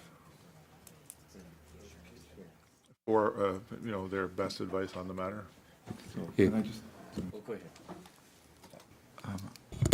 Yeah, Mr. Chairman, I think it would be appropriate to get a motion from council to direct us to do this, but also to work with the city staff, because it's unclear to me which of these events are local municipal events, which ones are the regional. It's a new area, so I think we need to work with the city staff to try and figure this one out, and the police, of course. Yeah. Well, it is my intent to at least from the outset that during this festival season that we don't leave any group high and dry. So I say that at the outset. It's not an intent to study the matter, to come back and say the police report's fine, and what do you want us to do now? Now it's August and everybody's mad. So there's implied action in this. Thanks very much, Mr. Chair. I think Councillor Tovey was going to second that. But I've got Councillor Gibson on the board. Councillor Gibson? I was just going to say, I'd happy to second that and support Councillor Carlson on that, and just to make sure that we do work with those municipalities, because I know there's still a lot of groups out there that don't even know this, and it's going to be a shocker to them when it comes up. And I know from our downtown perspective, the group there who do run some events and do work with the city, it was a huge shock to them when they had this huge bill last year that came to them and that in other years didn't have. And, they were able to work some things out, but some events they're already talking about canceling that were huge events in Brampton that you just can't afford that type of thing. So I'd be happy to second the motion if Councillor Tovey wants to. That's fine with me too, but I want to support Councillor Carlson on that. Okay, you've heard the motion of referral, then that would be a recorded vote.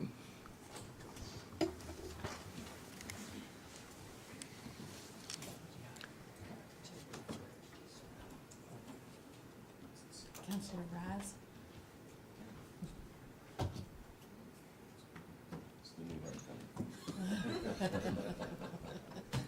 That passes. Thanks. Bylaws. Motion by Councillor Carlson, second by Councillor Downey, that the bylaws listed on the Regional Council agenda, being bylaws 1-2018, 2-2018, and 5-2018, be given the required number of readings, taken as read, signed by the regional chair and the regional clerk, and the corporate seal be affixed thereto. That's not a record. All in favor? Opposed, if any? Carried. Is the minutes. Oh, yeah. Do you need to go? On the in-camera matters, it's the minutes of the December 14, 2017, moved by Councillor Palashi, seconded by Councillor Mahoney. All in favor? Carried.